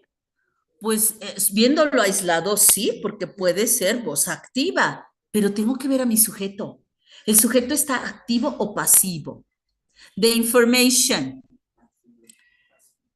¿La información se duplica sola? No. Entonces es pasivo. Information has been duplicated. Si yo dijera I have been duplicating the information. Yo soy la que he estado duplicando la información. Then I am active. I have been duplicated. In that case, it would be active voice. Entonces, aquí está has been duplicated is duplicated. I'm sorry, duplicated. It means passive. ¿En qué tiempo está? Es pasivo, pero ¿en qué tiempo? Present, perfect, passive. Un presente perfecto pasivo. Ahora, si yo lo quisiera hacer activo, ¿qué tendría que hacer? Pues poner un sujeto activo. So, the secretary, la secretaria, the secretary has been duplicating the information. Ha estado duplicando la información para su backup. Okay. In this case, we have present, perfect, active. Porque el sujeto está activo, él es el que está haciendo, activando la duplicación.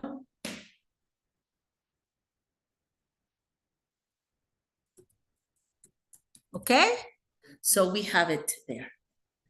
So it is important to recognize when we have active, when we have passive, and this chain of form that I need.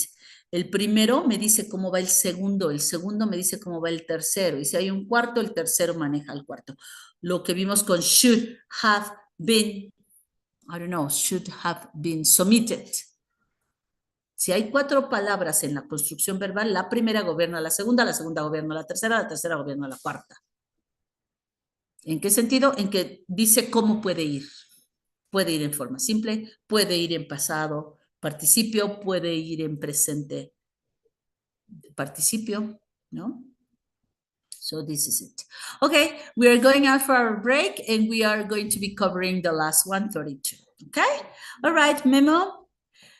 Take your break, enjoy your break, and I'll see you back. Okay, sí, yo me colgué 4:45 casi.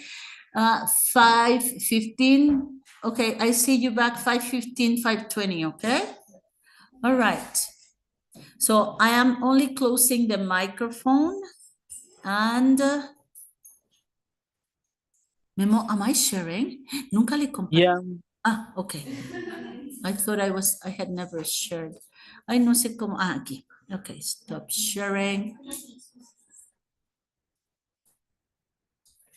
No, creo que no estaba compartiendo, jamás compartí la pantalla, ¿eh? Así que en Zoom no se va a ver nada de esto. Creo que no. Well, so sorry for that. I'm sorry, I'm not closing it.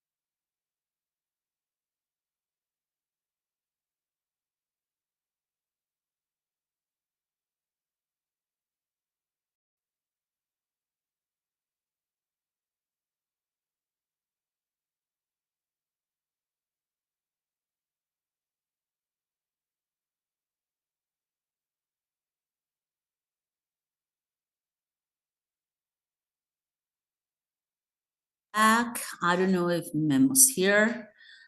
The only, oh no, it's just me. It's just me and my soul. There is a video. What do you mean there is a video? Getting the story. There is a video that explains it is called Easter Halloween and Rodrigutina de his, what is Rodrigutina? Se llamaba, en Fiesta de Todos los Santos. Yes, he was commenting a little bit about the video, I guess. Okay, so what are we gonna do? We don't have everybody here back yet. I'm looking for this. I lost my smartwatch today in the morning when I was coming to one of my groups in the morning. And I was expecting that I could have dropped it at home. But my son has already searched and he hasn't found anything. So that's a pity. And it was a present from my sis. Ah, God. And it's the second one that she has given to me. The first one was not my fault. It was just out of order. It got broken by a reason and it stopped working. But this one was working fine. But then in the morning, I was so in a hurry and I put it, but I didn't really finish, like belting it. And I said, okay, later. And then I put on my sweater, took all my things, and then I left. I could have dropped it on the way because it must have slipped out of my, out of my wrist. Oh, okay. All right. Well, there's in the video anyway, if they arrive late, okay? So let's go into skill 32. And we have, okay, remember, 30 is attention with have, which is perfect tenses, present, past, future, or even modals with have, indicating past, plus past participle, definitely. Now, 31, verb to be. In any tense, present, past, future, present, perfect, whatever tense, verb to be, plus ing, indicating active voice when the subject is activating the action, or verb to be in past participle, indicating passive forms, when the subject is not active in front of the verb. All right. Now, the last is watch out when you have modals or auxiliaries. Auxiliaries or modals, we need to watch that the verb takes the base form or the simple form. All right. So just be attentive on that. So we have, for example, here, the boat will be leaving. The boat will, the boat will leaving. Will living. I mean, that's not correct. Will always with the verb in simple form. Will live, exactly. The doctor may arrives. That's obviously a big mistake. May arrive. I don't need the conjugation because I have a modal or I have an auxiliary. Students must take the exam. In the first example, the boat will Be. leaving, it's correct. It is correct because you have verb to be plus ing, active voice. The main sentence is a modal with a be, with a verb to be, right? Exactly. All right. Now, the following chart outlines the use of verb forms after modals. Just let me move out of here this remark. that might probably be useful later, okay? So what do we have here? We have the following chart outlines. We have just started, girls, okay? Don't worry. We are working with 32 modals and auxiliaries. And in the following chart, we briefly have what the construction is. We have a modal, and I added simple modal because there are compound modals. So a simple modal will only use the simple form of the verb, only. Except complex modals that take two. And it is not except, but it is infinitive.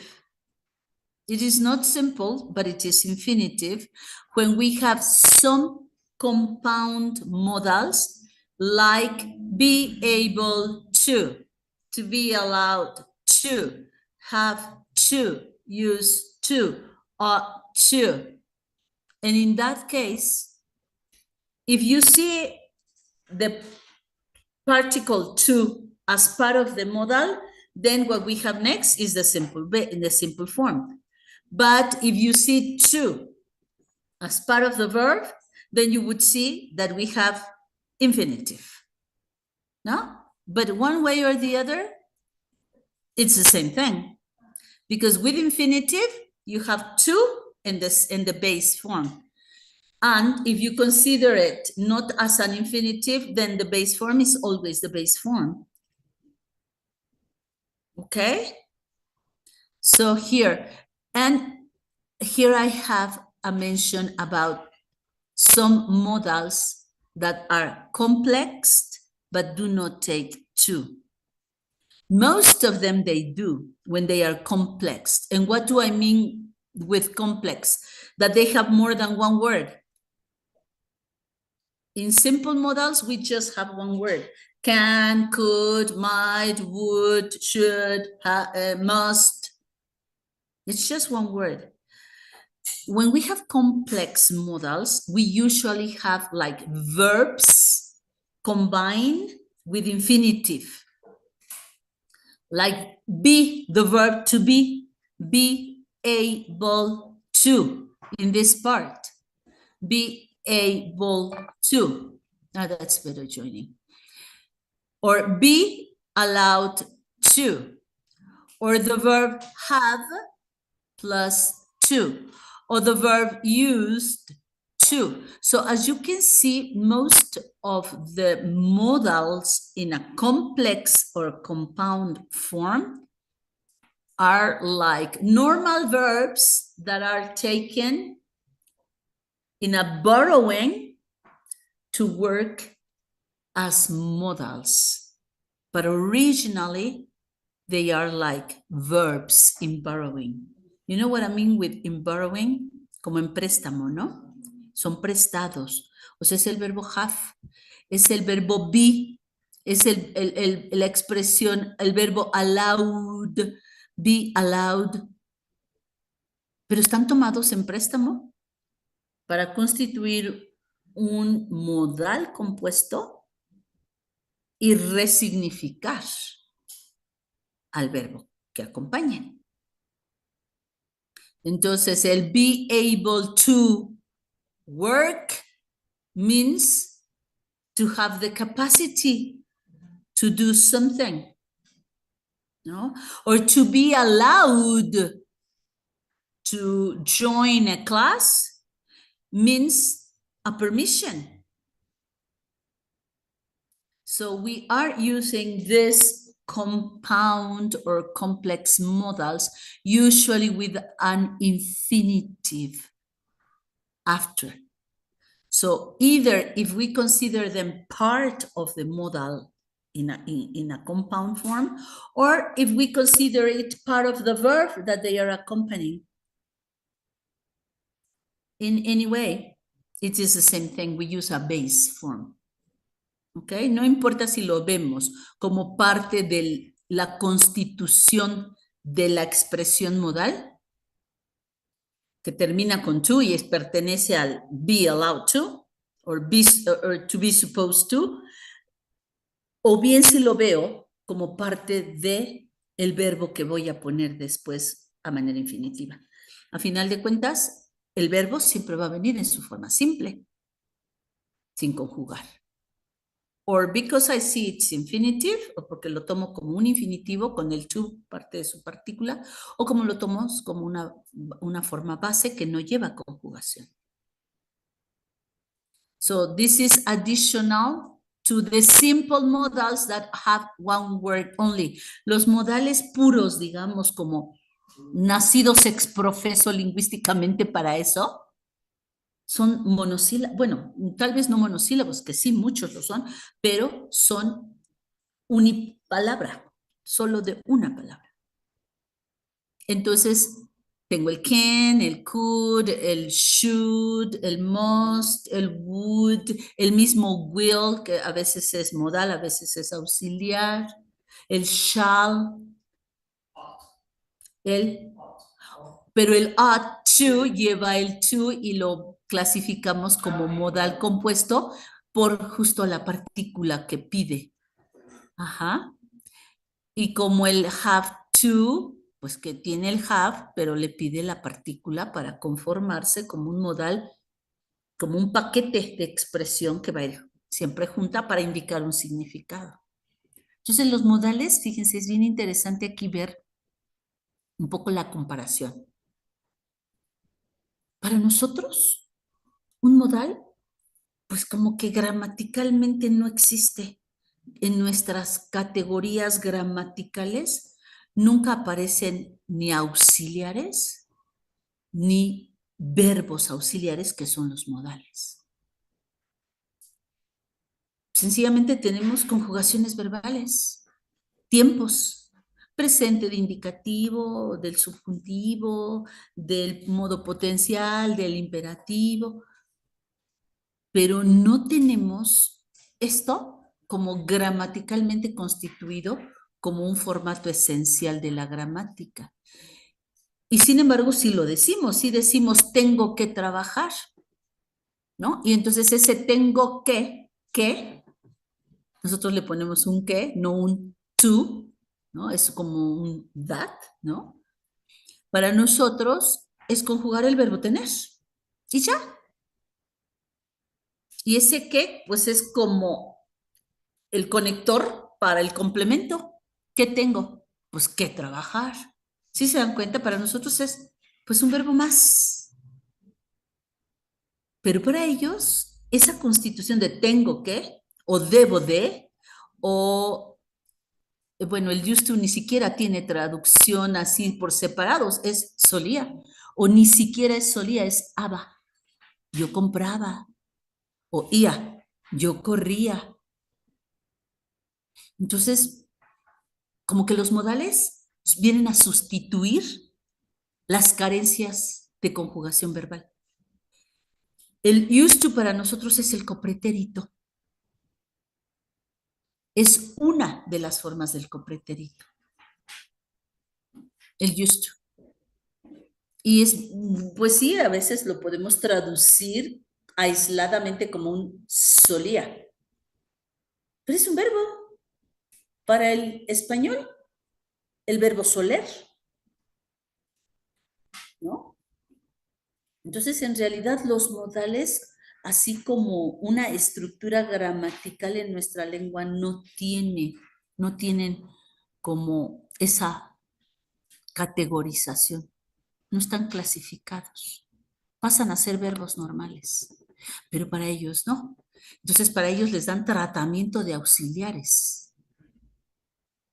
Entonces, ahí es donde es importante ver cómo se agrupan. Básicamente, pues son dos y con algunas excepciones que son estas.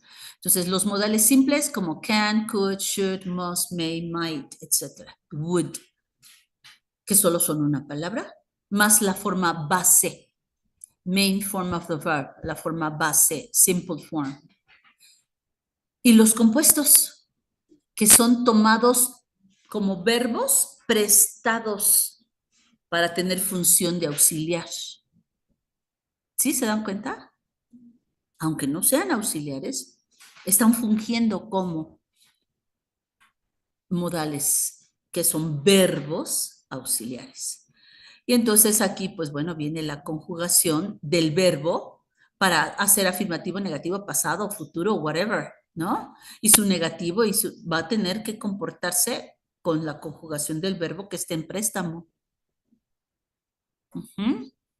And here, digamos que estos son como parte de esto, de estos de acá, por eso estaba aquí, nada más que yo lo moví tantito para explicarlo sin él. Estos, el had better y el would rather, no son una palabra, ¿no? Son dos. Y casi siempre suenan como una palabra porque aparecen contractos. He'd better, I'd better, or I'd rather. Y en la forma simple, o sea, pertenecerían como a los simples, salvo que tienen dos palabras en lugar de uno. Y generalmente la primera palabra es contracta. Entonces solo se oye una. Como que sí pertenecen a los de uno, entonces, a los de una sola palabra. I'd rather, I'd better. Do you know them? What is I'd rather and I'd better? I'd rather es preferiría. Yo debería, sí, pero si lo contextualizamos en su nivel comunicativo, el had better, el como debería, viene a ser como muy coloquial, como no formal. Y sería, pues, en un contexto entre cuates o entre compañeros o entre familia, y es como el que equivale al que decimos mejor. Ay, pues mejor no voy. I'd rather stay home. I'd rather not. Ahora, aquí la negación es muy curiosa. Tiene had, pero no niego con hadn't. Tiene would, pero no niego con wouldn't. Niego con el not después. Entonces dices, ay, mejor no voy.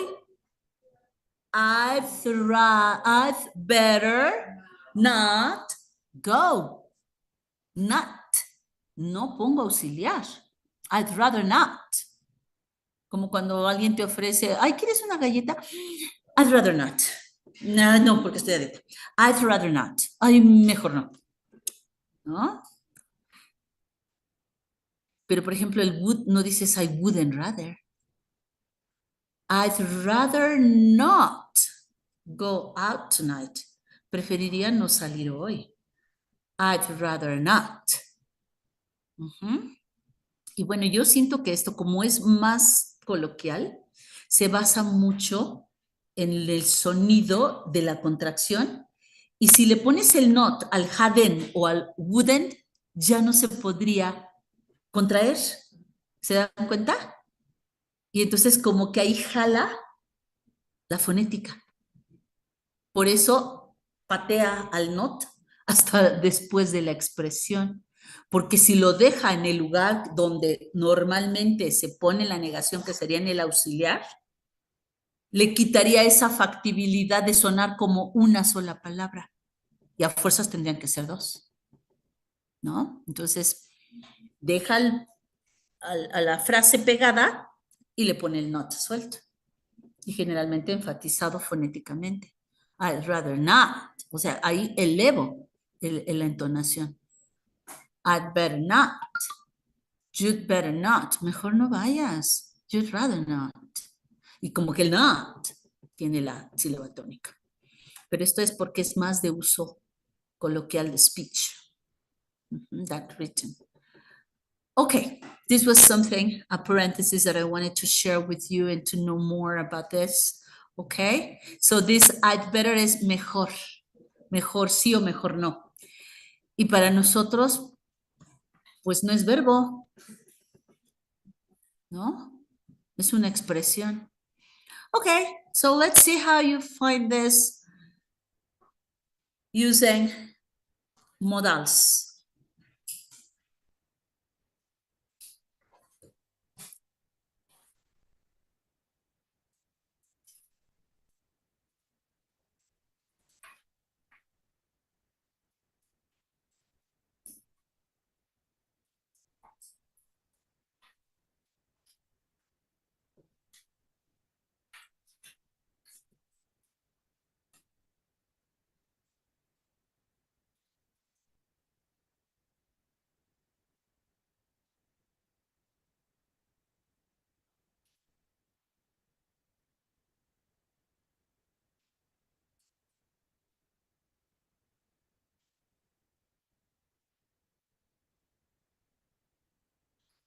Adriana didn't mention anything today.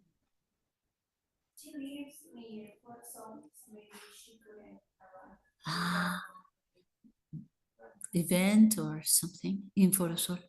Who's presenting? Grampy? Ah, Formula One.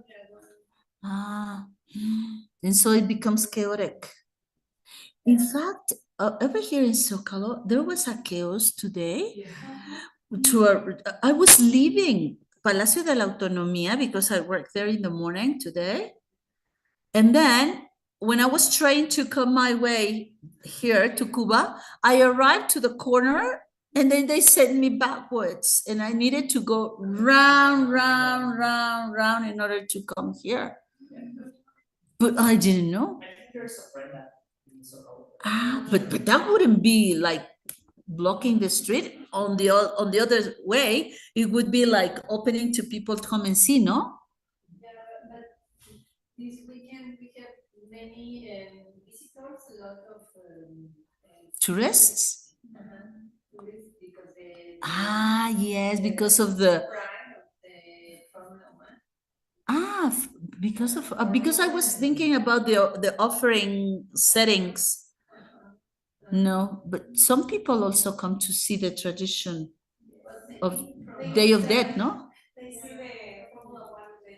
And the other time, another time they can visit the offering settings, no? Yeah, because the Formula One is going to be all the weekend, today, tomorrow. Ah, and really? the afternoon, tomorrow. But what do they do every day? I mean, don't they only have a competition running and that's it? I mean, racing and that's it? They have a pre-race. Ah, And then selection. two practice yesterday, one practice in the Ah, morning, was the practice. qualification, and tomorrow is the main race. Oh my And God. after the race is a tiny concert. Okay, And a maybe, concert. It's a big business then. yes. Mhm. Yeah, inexpensive. It's just for rich people to go and see, no? But what do they see if I mean, well, just no. It's like horseback racing, probably. No, I don't know. I mean, you cannot see at the distance exactly what's happening.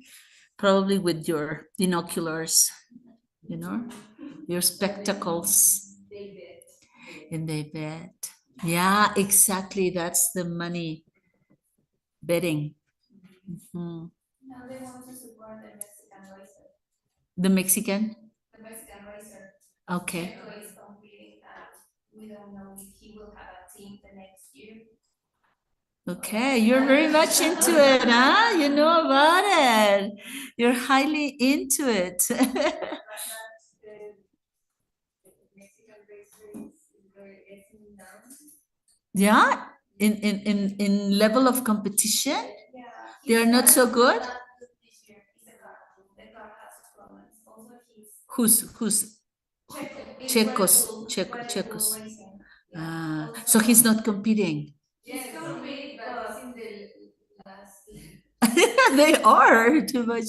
But his teammate that used to be like the winner of all the races also has. very Has bad lost. Yes, because the car problems. It's So not- it it's was not just Checo, it's- thanks to the car, not to the driver. Okay, all right. Memo, we are talking, we are gossiping about Formula One.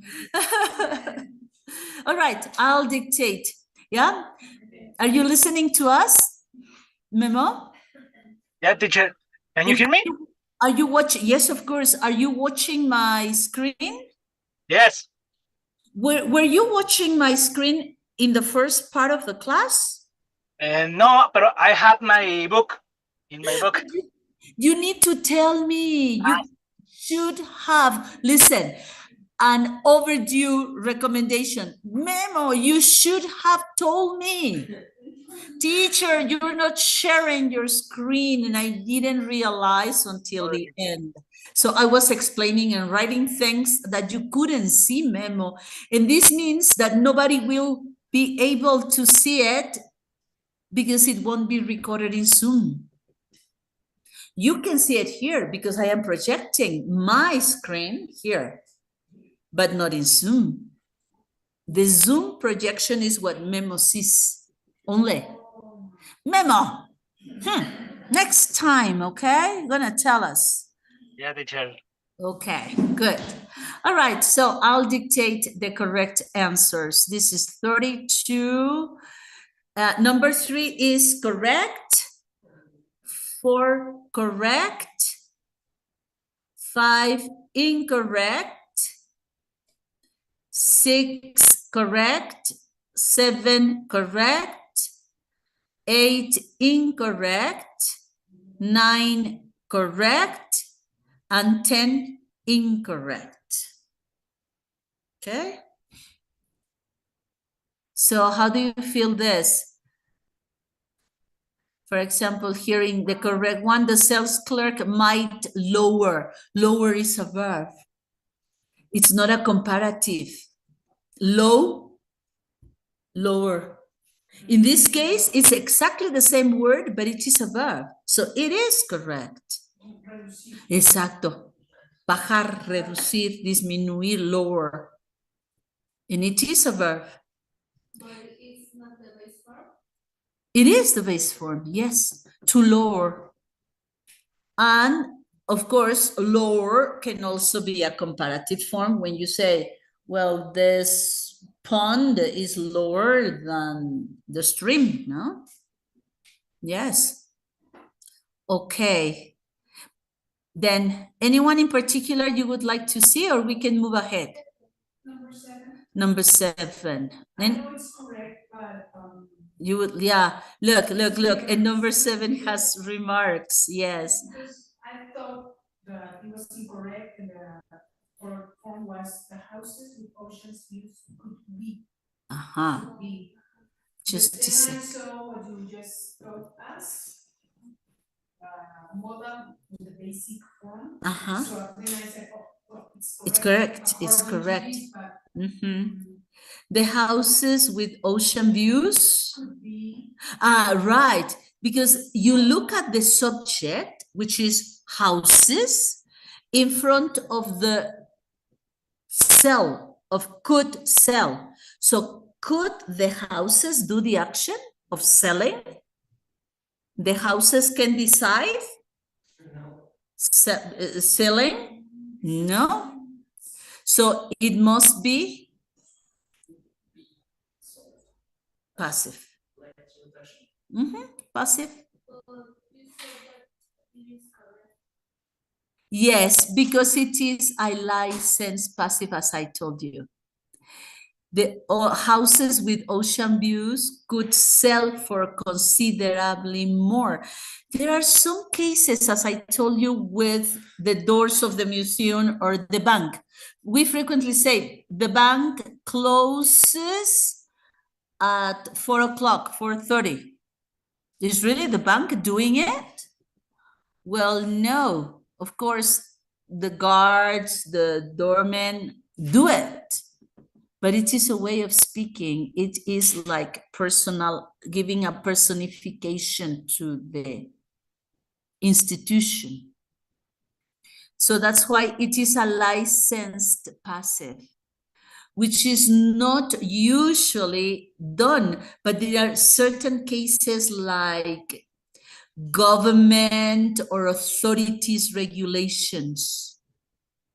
And that's also, for example, in transports, you say, my train leaves. My train leaves at 6 p.m. or my flight leaves. And is it the flight doing the action? Not really, but because it is like a program, when you see it like something scheduled, like authorized by an institution, it is licensed to be in passive. So this is the thing. I mean, yeah, houses with ocean views could sell or could be sold. But in this case, the problem then is double. Probably that can help. It's not only could sell, it's that could be sold. So it's not only one problem, it's two problems. You know, the form sell should be past participle. And you needed to add the verb to be. Yes. Well, let me tell you, is this a generalization? Probably that's the view. It's like something accepted, something programmed, something scheduled, something regulated. You tell me, houses with ocean views are cheaper or more expensive or similar to houses out of the coast? They are more expensive. So when you have it like something accepted, something like regulated by life, no, in this case, it's obvious. If you want an apartment downtown, any big city, would it be more expensive or cheaper? Why? Because it's like a law, no? So these are like authorities, impositions that are granting this license to passive. I mean, it's not going to be passive. Probably the name is not license to passive, but license from passive to active. En lugar de usar pasivo, le permito usarlo activo. Por eso está bien, porque es voz activa. You see? But why? Because it is like a general fact. It's something that it's part of the law of life or law by the authority in the case of trains or, for example, schools. Schools program the classes and the courses and the hours and the days. So it has like classes are given, no, we could say are given on Saturday evenings, for example, in your case. And it is something that always happens. So when we have these situations, we can accept the license from passive to active. The same as banks, museums, where they have their regulations. And in that case, it is permitted. When you see something more particular, more specific, then it would be passive voice, definitely.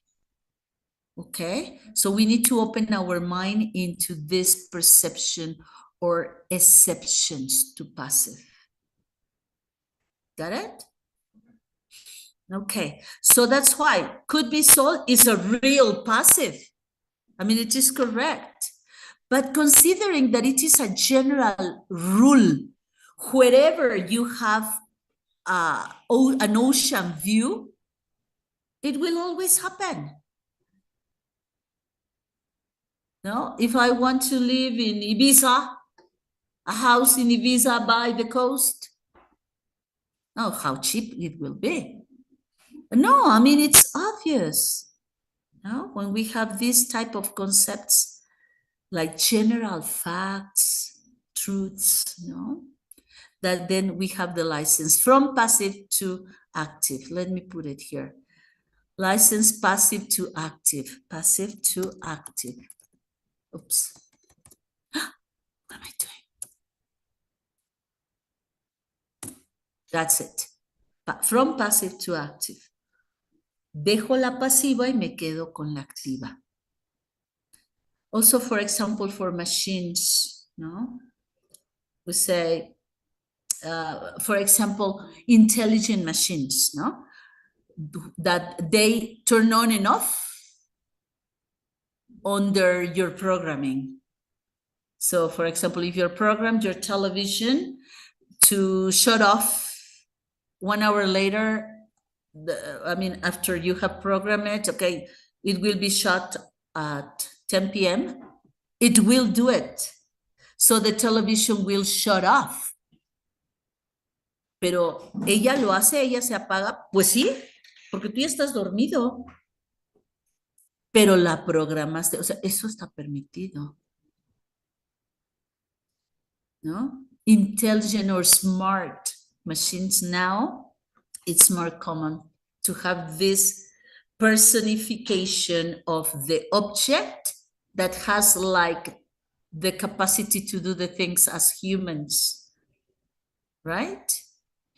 Okay, yes, I guess that should be changed in the TOEFL test, but it hasn't been changed since 2003.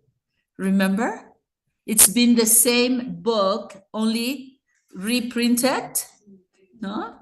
Without any change. O sea, ya cambiamos. Aquí nos hablan de cassettes, por ejemplo, creo, no sé, por ahí un audio que hablaban acerca del cassette, o no sé si era parte de una oración, ¿no? Del grammar, y dices, a ver, ¿qué es eso? Porque hay personas que ahorita a lo mejor ya no lo van a entender. Entonces, sí, es que ya, ¿qué es eso? ¿No? El video cassette player, ¿qué es eso? Ya ni existe, ¿no? Aquí, bueno, pues esta sí, aquí está. So these type of things need to be reviewed and updated. That's the problem, that we need updating. Okay, more now, porque ahora con toda la inteligencia que tenemos, de todos los smarts, las máquinas hacen las cosas solas. Of course, you program, or it was specially designed for that. O ya traen el diseño, desde el diseño y la manufactura para eso. So we need to change the perspectives of passive voice. Yes, for number 10, sure. She will work on the project only if, what's the problem there? No, you don't see it? What is the problem? It's very evident. Look carefully. Okay, she will work. Okay. If she has, or if she can have. If she has, or if she can have. Si tiene o si lo puede tener. But not has, can with has. Can, simple form, no conjugation. Good. And those are little details that you need to see carefully. Okay? All right. A ver, vamos a buscar una que sea más exam type. Ok, para cerrar estas tres skills. 30 to 30, TOEFL exercise from 30 to 32. Este se encuentra el error, o si hacemos esta, no, esta es de todas. Okay, let's first do 30 to 32. Okay, find the error.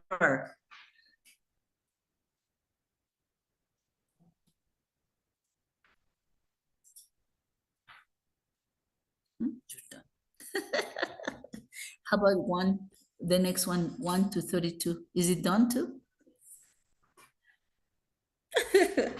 There are some lengths that you could probably do meanwhile. Let me see.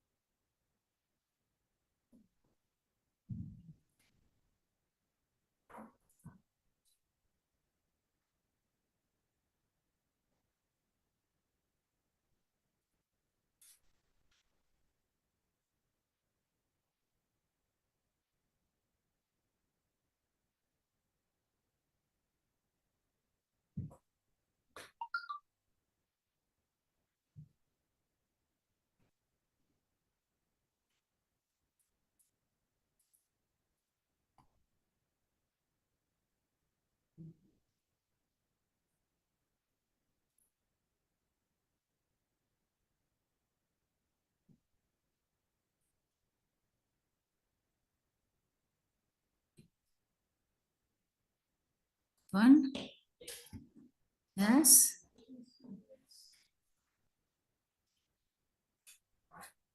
Memo, are you ready?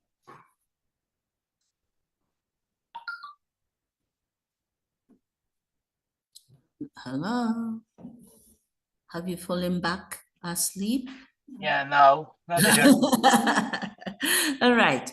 So let's go. Okay, correcting yourselves. Number one, correct. Oh no, that is not correct. That's letter C. No, because now we don't have correct and incorrect. This is letters. Okay, number one, C. Number two, C. Number three, C again. Number four, D, Danny.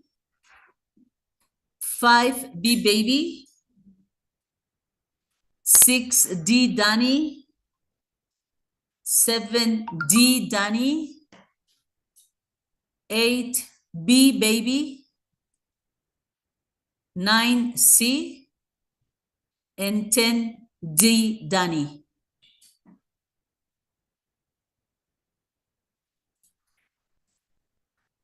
Okay.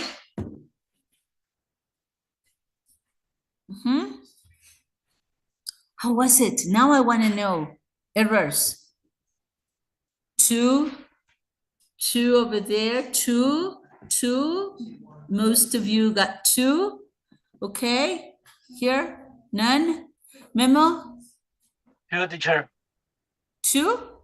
Two. Oh, great. Okay, Jenny and Alma. I used another, Oh my God. Oh my God. Which one? the previous, Ah, yes. les quiten los enteros, Ajá. pero El primero, es que siempre nos brincamos eso. Yes, the correct, incorrect. Oh, okay. Well, anyway, I think you can pick it up at the moment when we check difficult numbers. Okay, give me a number. Number 2. The ones you fail, okay, so we can discuss them. Number 2, the Peace Corps was established. ED, exactly. The problem is here, established, because it is passive voice. You see, it's a very specific situation in passive voice. Here we cannot have that license because it's a very specific situation. The Peace Corps was established. I mean, corps means corporatives or corporations, no? But it is like an institution was established on this date by then President Kennedy. Okay, any other number? Passive voice then, no? We have verb to be, past tense, passive. Past, passive. Because we have established. Okay, which other one? 4. Okay, 4, 5, and 6. Okay. At the start of the American Revolution, lanterns were hung in the Old North Church as a signal that the British were coming. Active voice, past continuous. Okay, so this is coming, not where came. In fact, where came doesn't exist. No, and it wouldn't have a real meaning even in the correct form where come. I mean, that's not very logical. Okay, so coming with an ing, which indicates present, continuous, active voice. That the British were coming. Okay, 5. Before he died, Linus Pauling had wins. Had won. Yes. Perfect tense. After have, what do we have? After the auxiliary have, what do we use? Past participle. Yes. So win, won. Win, won, won. When one. So it is passive. No, sorry, past perfect active. Past perfect active voice. Es voz activa, pero en perfecto, ¿no? In past perfect. Okay. 6, yeah? Somebody said 6, okay? On the huge Ferris wheel constructed for a world exhibition in Chicago in blah, blah, blah. Each of the 36 caps in this Ferris wheel construction could hold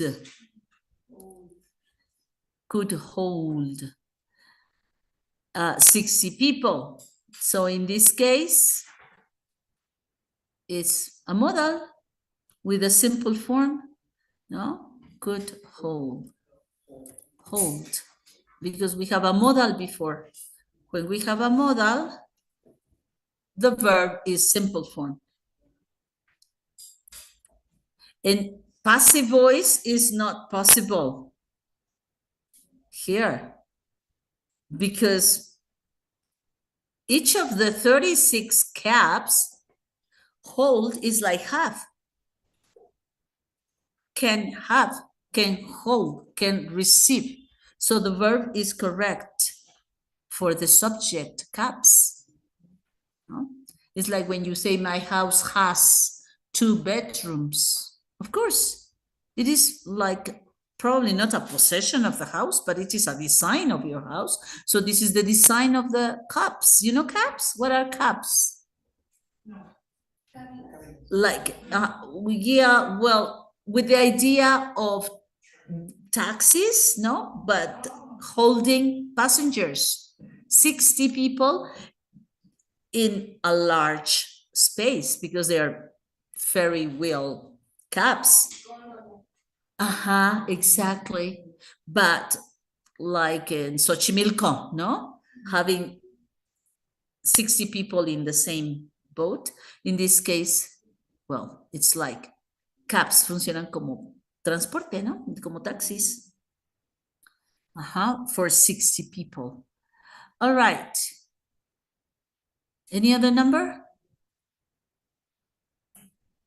Nope. Number 10. Memo, any other number before 10? 9. 9. Okay. Read it, Memo. Read it for us. Okay. A patient suffering from amnesia may have partial or total loss of memory. What's the problem here? Superficial? Suffering. Is a patient suffering from amnesia? No. This is also like a reducted form. A patient who is suffering. I dropped the connector who and the verb to be, and I only retain ing. Please check that strategy. ¿A dónde está esa estrategia? Como más o menos debe estar cerca de la 13, por ahí, en donde ahora lo que hay que quitar es el conector y el verbo to be, porque aquí no hay sujeto. Aquí se quita no el conector sujeto, más bien el conector sujeto con el verbo to be. Reductions. Es la 13 también. Ok. Well, there you go. Ahí no tengo que agregar. En la otra tuvimos que agregar el ing. Aquí no, aquí ya lo trae. Entonces lo único que hago es quitarle el conector who y el verbo to be. Entonces, fíjate, Memo, aquí yo la puedo reconstruir y darme cuenta que este suffering está bien, porque es una licencia de reducción que tenemos en gramática, en donde yo puedo decir a patient who is suffering from whatever, la reduzco Esta es una frase, o sea, se convierte en frase a partir de una subordinada que era who is suffering. Quito el who, quito el is y solamente me quedo con suffering from. Chécate por ahí, Memo. Esta es estrategia número 13 in your summary. So this is not incorrect. This is permitted as a correct reduction. Es una reducción permitida. So we continue reading. Where is then the problem? May have base form after modals. Tengo un modal, una sola palabra. ¿Cómo va el verbo después del modal? Base form. Have. Okay? Good. And number 10. Yes, Memo, got it? Yeah, I got it, teacher. May have. Ahora, vamos a irnos por la idea de que esto me suene feo, que no me suene, porque obviamente son licencias muy propias del idioma, que no, para nosotros en español no tendría sentido que yo dijera, un paciente sufriendo de amnesia, pues sí, también así lo decimos. Un paciente sufriendo de amnesia puede tener una pérdida parcial o total de la memoria. Sí lo decimos, pero vamos a ponernos en un caso extremo que a mí no me suene. Tienen la obligación ustedes de checar todo lo que les queda, aun cuando creas que ya encontraste el error. Y entonces pensarías cuál es peor. ¿Qué error está peor? O sea, el decir un paciente que sufriendo de amnesia o decir puede tenido memoria parcial o tuvo. O sea, no se podría. Ahí como que pesaría en lo peor, ¿no? El peor de los errores. Porque esto nos llega a pasar. Es que el error puede ser fulano, puede ser sutano. O te creas, te quedas con la idea vaga de que ya encontré el error y ya no sigo leyendo. ¡Ojo! Ahí te puedes tú mismo meter el pie. Entonces, chécale, porque aun cuando creyeras que es un error, chécale si no hay uno peor.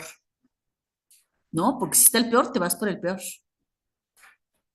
That is a strategy. Even when you do not feel sure and say there are two possible answers, this is not permitted on an exam this type. No es posible que haya dos. Entonces, pero si yo encuentro dos errores, ¿cuál es el peor? ¿No? Ok. Number 10, Almita. The idea of using pure Nicotine. to help smokers stop was first tried In the mid-1980s. In the mid-1980s, yes. Okay. So, no, it doesn't allow me. Okay. Yes? Tried. Was first tried. A ver, aquí una pregunta. ¿Dónde está el sujeto de esta oración?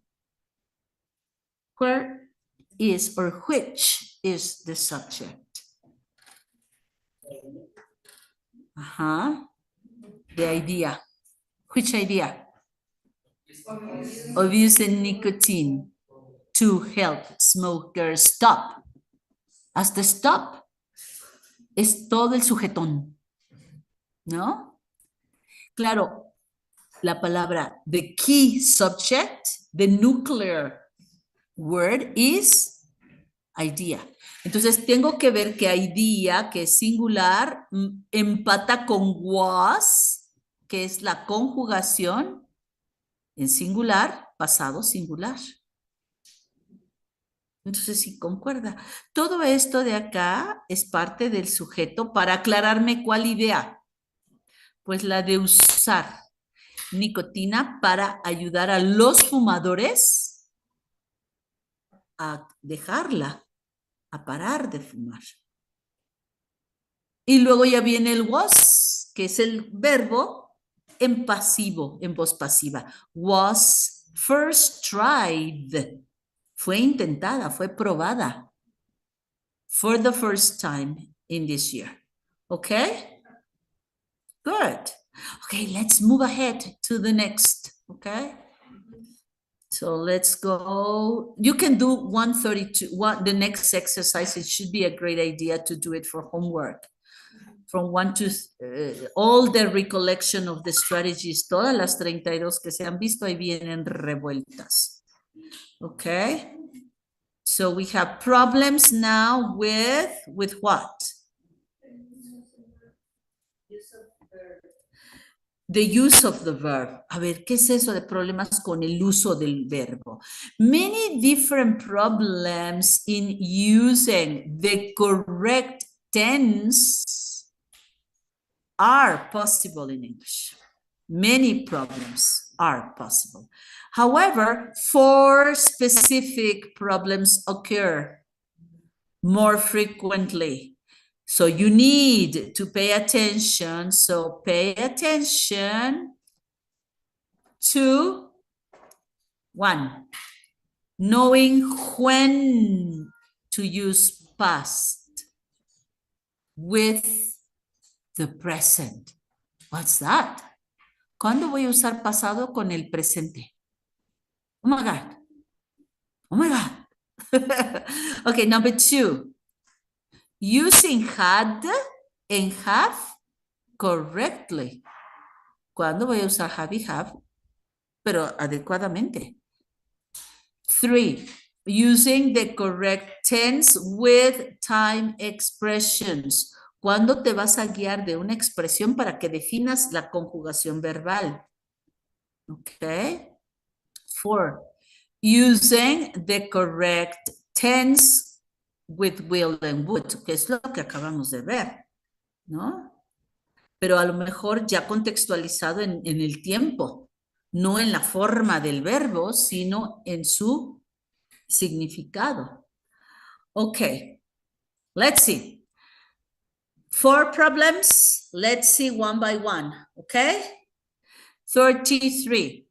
Know when to use the past with the present. A ver, voy a usar el pasado, pero con el presente. How's that? What the hell is that? No?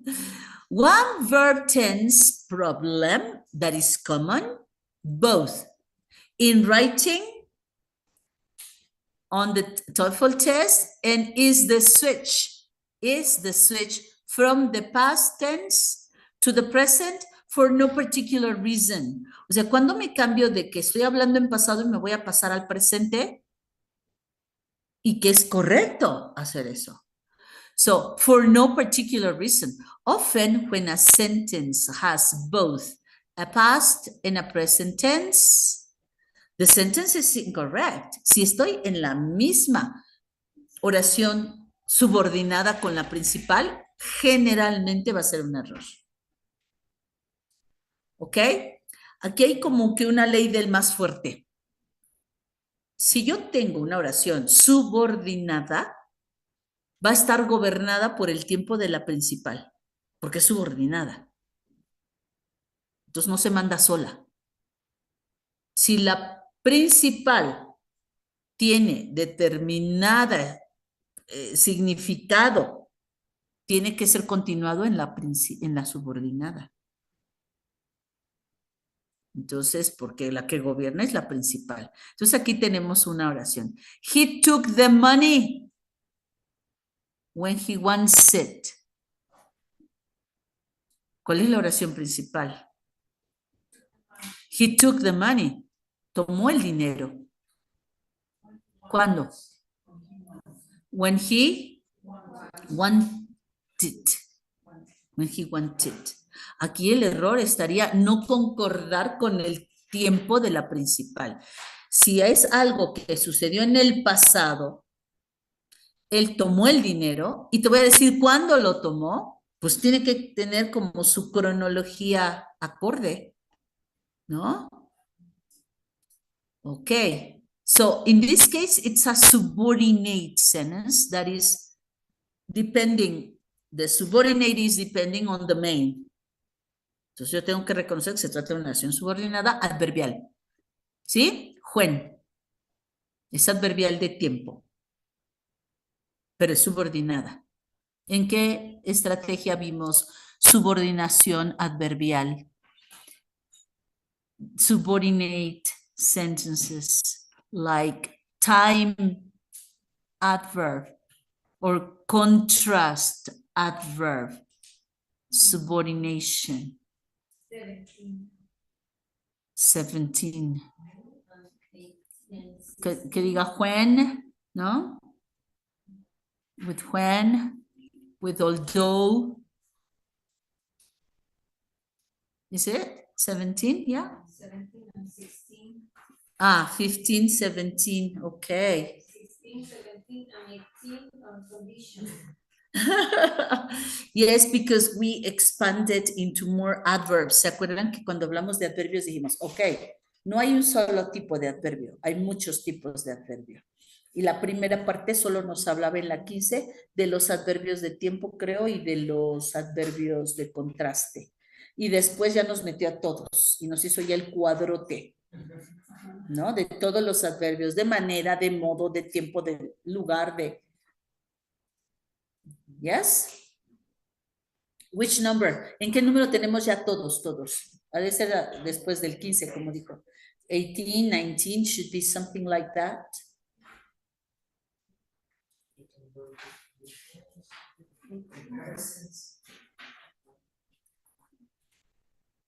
Y seguían por el chart, que es una tabla de muchas columnas.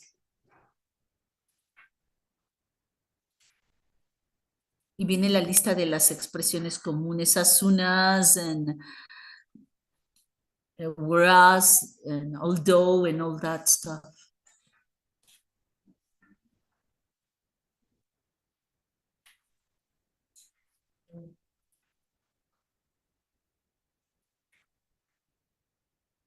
It's 14. 14? Okay, 14.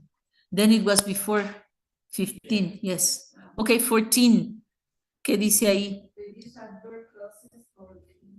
You use adverb clauses, que son cláusulas porque son subordinaciones. Adverb clauses correctly. Y ahí viene la tablita de qué tipos de adverb clauses tengo por cada columna. Time, conditional, contrast, place, manner. Porque es la clasificación de los adverbios. ¿Esta de qué tipo es? Vean el conector. Time. When. Okay. Okay. So here, what we have is like a congruence, a chronological congruence. Tengo que ser cronológicamente lógico. Ok. Aquí tenemos, fíjense bien. He took, okay, we go to the next paragraph. He took the money when he wanted it. Okay. He took the money is the main, and when is the subordinate, both in past. He takes the money when he wants it. That's also correct. In present. He takes the money when he wants it.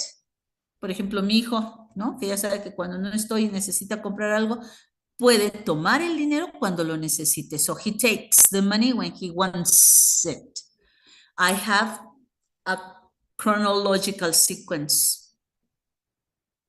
Okay? Good. Now, it is necessary to point out, however, that it is possible for a logical sentence to have both the past and the present. So this is like mostly what we have seen. Present in the main, present in the subordinate. Past in the main, past in the subordinate. I mean, that is the chronological sequence. But there are times when we can have one, the main in one tense, and the subordinate in another. I know today in the present, I know that he took the money. So this is what I know now, porque ya lo descubrí. Ya descubrí al ladrón. ¿Cuándo? Pues no lo sé, pero ahorita ya lo sé. I know that he took the money. Y ven que el that está marcando una subordinación. Pero estas son sustantivas. What do you know? What? No when, no what condition, not contrast, not manner, not place. This is what. What do you know? Esta es una clause, noun clause. Esta es una cláusula sustantiva. ¿En dónde tenemos cláusulas sustantivas? Porque eso ya lo vimos. ¿Se dan cuenta por qué los obligué a tener sus relaciones, ¿no? De sus tumbaburros. Noun clauses. ¿A dónde tenemos noun clauses?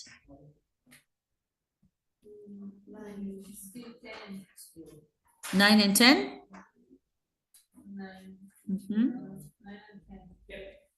Okay. And they are noun clauses because they are substituting a noun. I can say, for example, I know the truth. I know the truth, ya sé la verdad. Pero en lugar de hablar de la verdad, te digo cuál es la verdad. I know that he took the money. Y la verdad es que él tomó el dinero, no que lo toma. O sea, ahí no puedo tener una congruencia en tiempo. It's not chronologically necessary. Aquí no necesito la cronología, o sea, la secuencia temporal. ¿Por qué? Porque son cosas aisladas. Una cosa es que yo lo sepa ahorita y lo que sé sucedió en el pasado o en el futuro, o sucede siempre. Entonces, como que lo que sé que es what do you know? The spectrum of time is totally free, open. Puede ser cualquier cosa. I know that tomorrow the Zocalo will be closed. Okay. I know something for tomorrow. Sé lo que va a pasar mañana. I know what you like. When? Present. Sé lo que te gusta. ¿Cuándo? Pues siempre. Presente. Okay. So notice how these noun clauses have no chronological dependence. No hay una dependencia cronológica de la oración principal a la cláusula subordinada, que en este caso es sustantiva. Ok. Ahora nos vienen aquí una tabla para ayudarnos. Using the past with the present. If you see a sentence with one verb in the past and one verb in the present, most of the times it is incorrect. O sea, en términos generales, porque no hablamos con puras cláusulas sustantivas. La verdad, hablamos mucho más con cláusulas adverbiales, cláusulas adjetivas, que con sustantivas, pero en su mayoría, pues sí va a ser algo incorrecto. Sin embargo, chécale, because it can be correct. However, it is possible for a correct sentence to have both past and present in the same clause. En tu misma cláusula están los dos tiempos. Okay? If you see past and present together, you must check the real meaning to determine whether it is or not correct. Entonces, cuando tú veas las dos, pues también tienes que dudar un poco. ¿Es o no correcta? Y yo ahorita ya les di una clave. ¿Ok?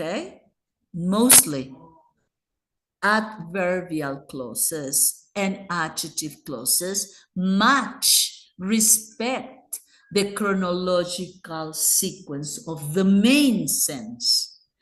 But noun clauses do not always do it. They can, yes, of course, but not always.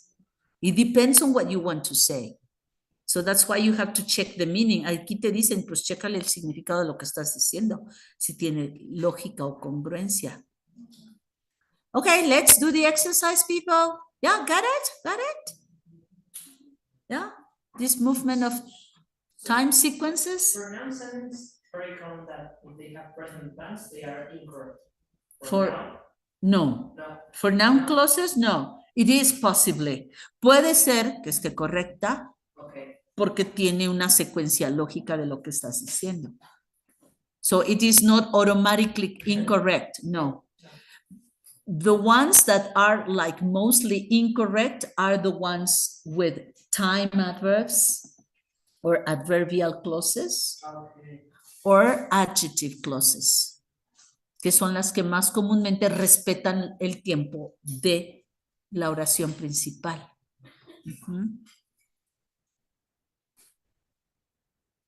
¿Ok? Adverbial son las más, las adverbiales son las más que dices, no, es que aquí no hay una cronología. Okay, so let's do it. Let's do it, let's do it, and do it, and do it. Okay.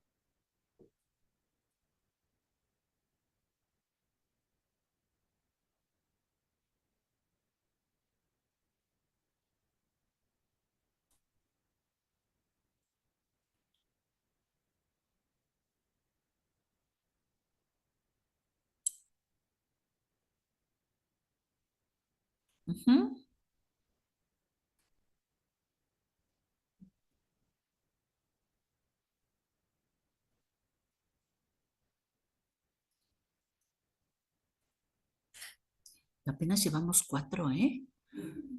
30, 31, 32, 33. 33. This is 33. Okay, let's hurry. Okay, shall I dictate? Okay, the correct answer is 33. Yes. Okay, number 1. No, 1 and 2. Okay, number 3, right? Incorrect. 4 and 5, incorrect. And 6, incorrect as well. 3, 4, 5, 6, incorrect. Okay. And then 7, correct. 8 and 9, incorrect. And 10, correct. We only have 2 correct ones. Yeah, the others are incorrect. Okay. That's very interesting because we need to really to go deep into the meaning. Okay, let's analyze number 1. Why is it incorrect? I tell him the truth when he asked me the question. I told, because the main sentence is really in past. I told him the truth. When? When did you tell him the truth? When he asked me. Adverbial, time adverbial clause. Aquí va a salir más o menos como un poco la estadística, ¿no? ¿Qué tipo de cláusula tengo por el when? Adverbial of time. Cláusula adverbial de tiempo porque me dice cuándo sucedió la acción principal de decirle la verdad. Ok. I told him the truth when he asked me. So this is incorrect because there is no chronology. Okay. Another one. Tell me a number. Number 8. Nothing before 8? Okay. No, Memo, nothing before 8? Beto, Memo, Beto. 5. 5, teacher. Any other number before number 8? 5. 5. Okay, thank you. I thought you had said hi. And I say hi. I know, 5. 5 high. No? You know, 5 high. Okay. Can you read it, Memo?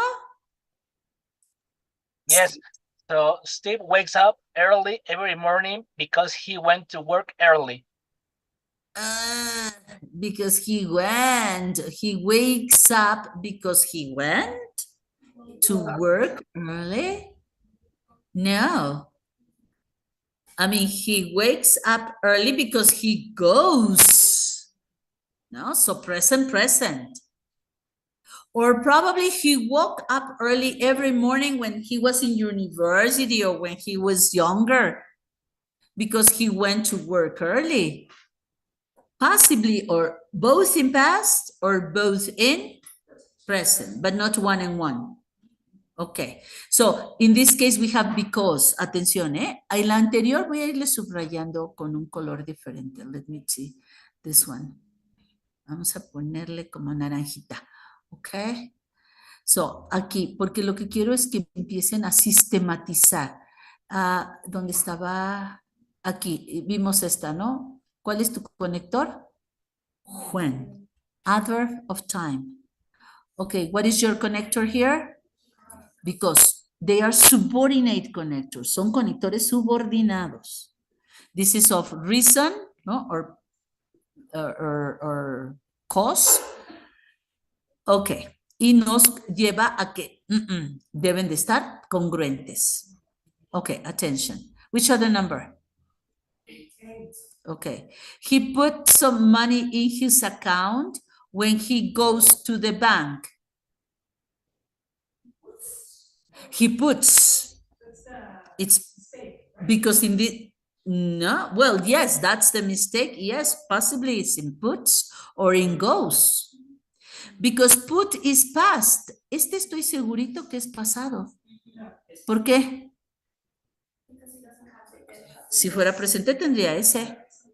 So this is in past. He put some money in his account. Puso dinero en su cuenta. When? When he went. Fíjense, ¿de qué tipo de cláusula es? Time adverbial. Time time expression, ¿no? Conector de tiempo. O si le agrego una S. Ah, ok. O si le agrego la S, es algo de su rutina. He puts some money in his account when he goes to the bank. Yes. Or both present or both past. Time, adverbial, conector. Conector adverbial de tiempo. Fíjense como que el peso del when y cualquier otro que sea de tiempo es determinante para la secuencia. Porque necesito llevar la cronología temporal. Y como es adverbio de tiempo, pues es más evidente que no puede haber una descompensación cronológica. Ok, aquí con el because vimos que no es de tiempo. This is reason. Pero aún ahí hubo una disfuncionalidad temporal. Como que se levanta todos los días cuando fue a trabajar. ¿Cómo? Que se levanta cuando fue. That is not a logical chronology. Ok, quiero que vean la 9. Tom keeps studying hard because he intended to go. No, esta no era la que quería, ahorita la busco. Ok, anyway. Ah, era la 10 justamente. Ok, but anyway, Tom keeps studying hard because he intends to go to the dental school. So, keeps, intends, ¿no? Hay una cronología, ¿sí? Con el because. Pero, ¿qué pasa con la número 10? Ok, hasta ahorita habíamos visto que también las de because implican error. Si está una y una, implica error. Pero vean la 10. She is where she is today. She's where she is now because she worked hard when por favor, vean esto, when she was a student. Is this an error? No. Pero ¿por qué no es error si aquí está en presente y como que aquí está en pasado? Yes, because, ok, because es un subordinante, pero fíjense cómo está subordinado más que la oración principal al segundo subordinante del tiempo. Entonces, como el when, que es adverbial temporal, es tan fuerte como para gobernar por encima de la oración principal. La oración principal es she is where she is. Ella está donde está. Pero la razón está sustentada en el tiempo. Este because, que es la razón, está sustentada en el tiempo. Cuando fue estudiante, trabajó duro. Entonces, en esta sí fue error, el because y el because, porque estaba supeditada a la oración principal. Pero aquí hay un segundo subordinante que lo está jalando. Y la razón no radica en donde está, sino en lo que hizo en el pasado cuando fue estudiante. Okay? Right. So this is quite special. Es muy curioso, ¿no? Y aquí sí está bien un presente, es más, hasta doble presente. She is where she is, está donde está. She is where she is. I mean, it's present two times. And then past. ¿Cómo que ahí no hay problema con esa cronología? Pues no, porque el juez lo jaló a la razón, ¿no?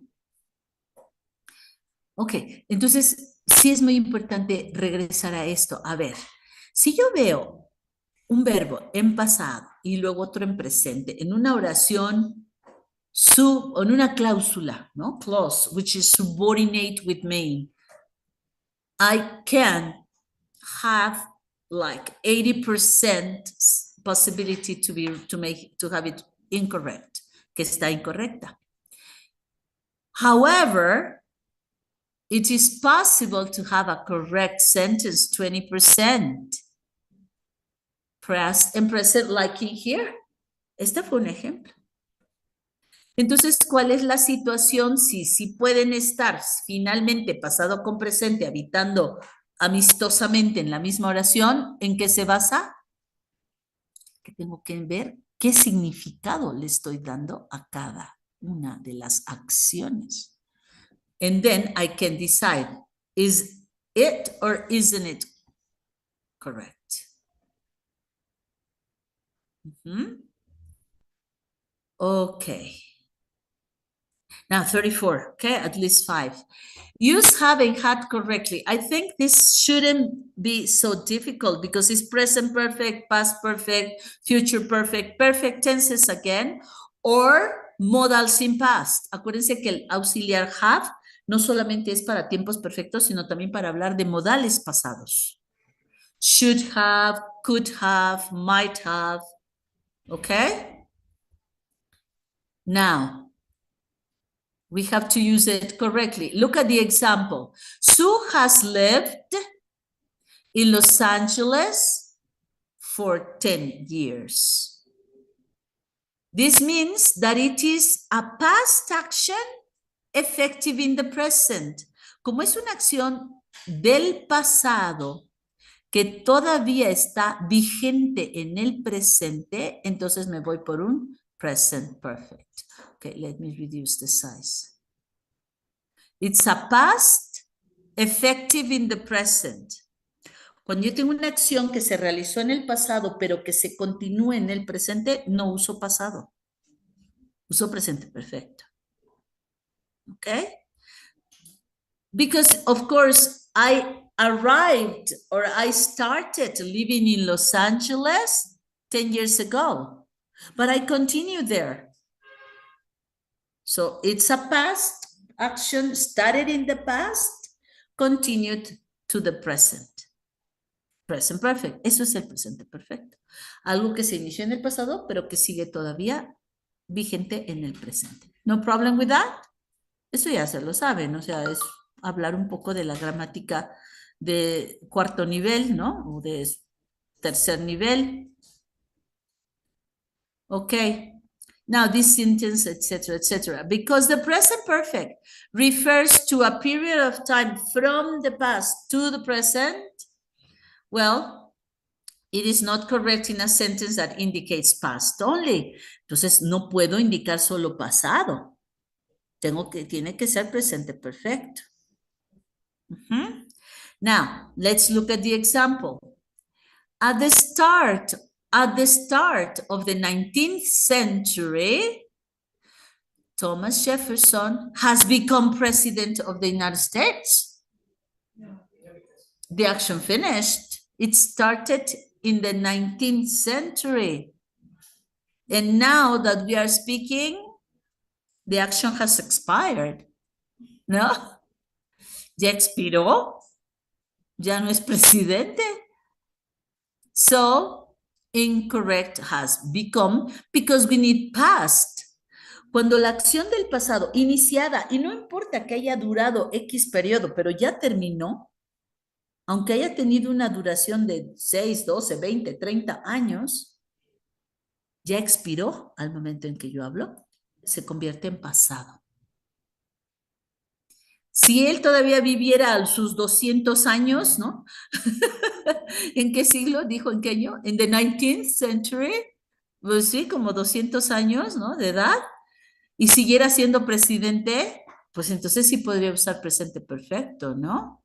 Pero aquí el problema es the start. La palabra start ya me está bateando. No me está dejando llegar al presente. Solo me está diciendo en el arranque, the start. Entonces forzosamente tiene que ser pasado. Okay?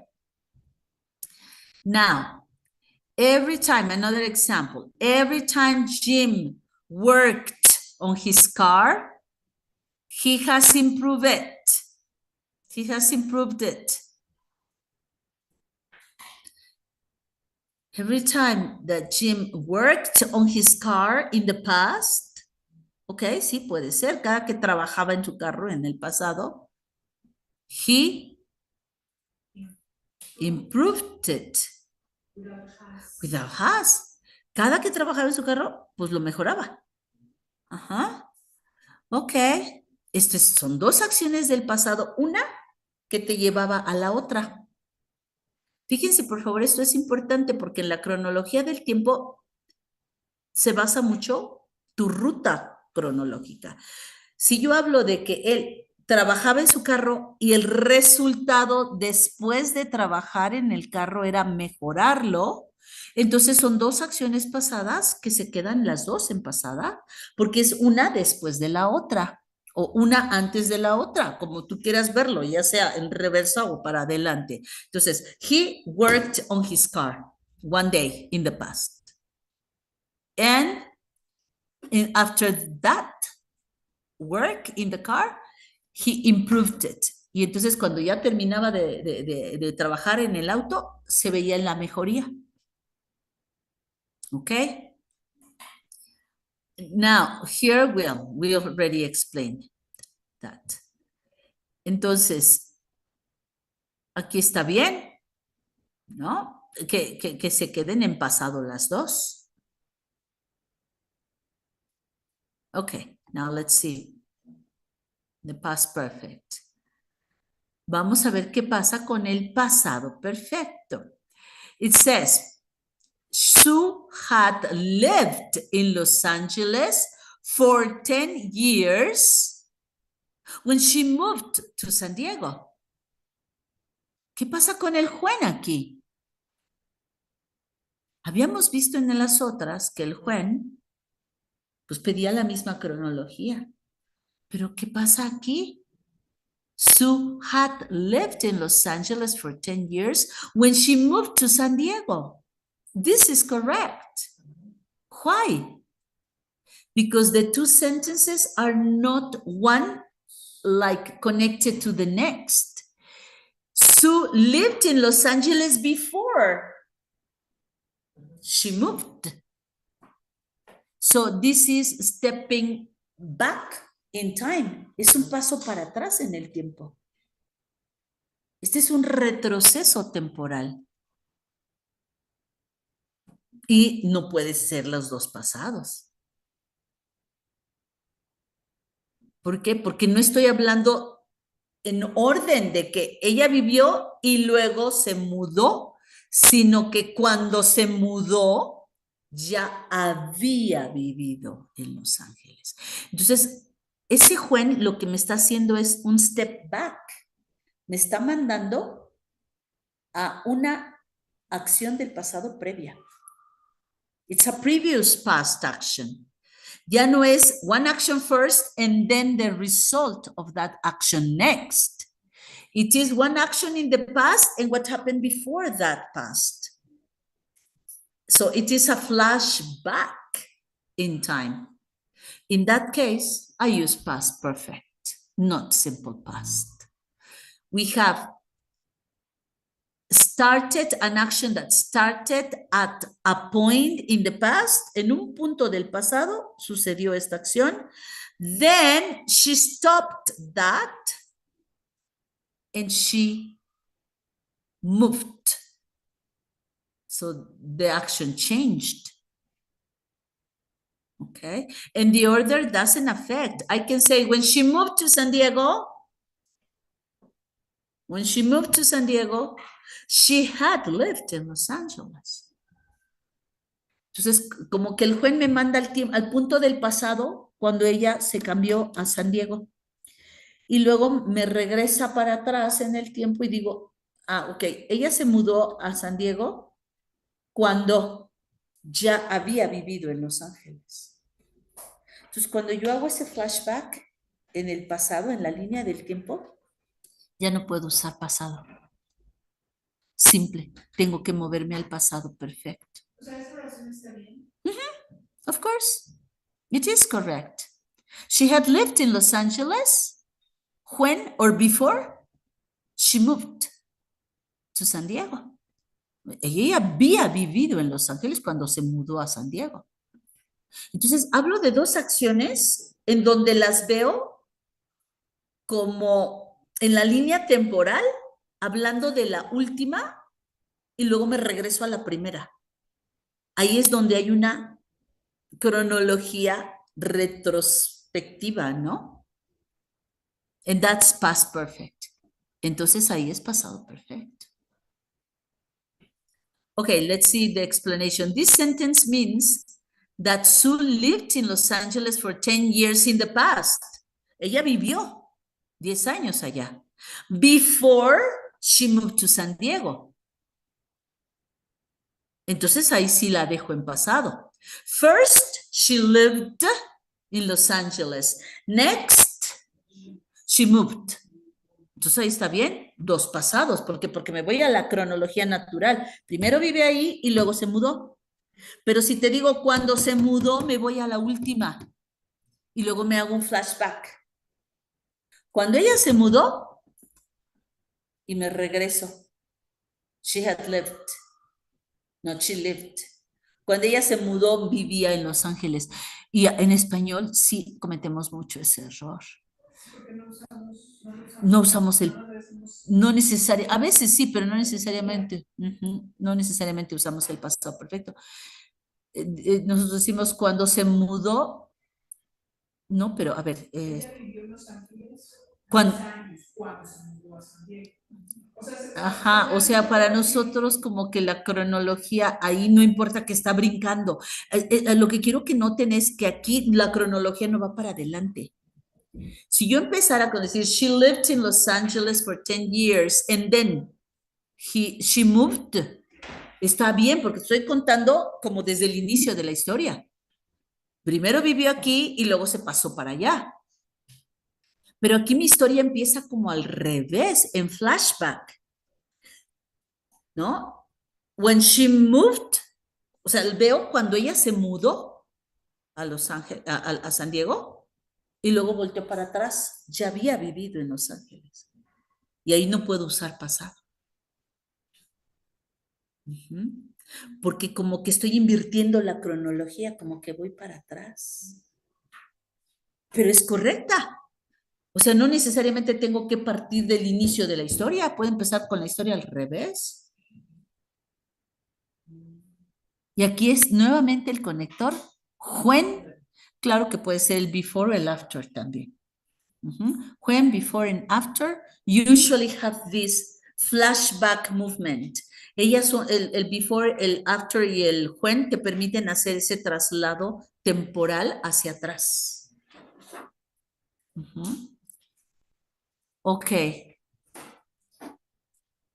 Okay, and there's an explanation here because the past perfect begins in the past and ends in the past.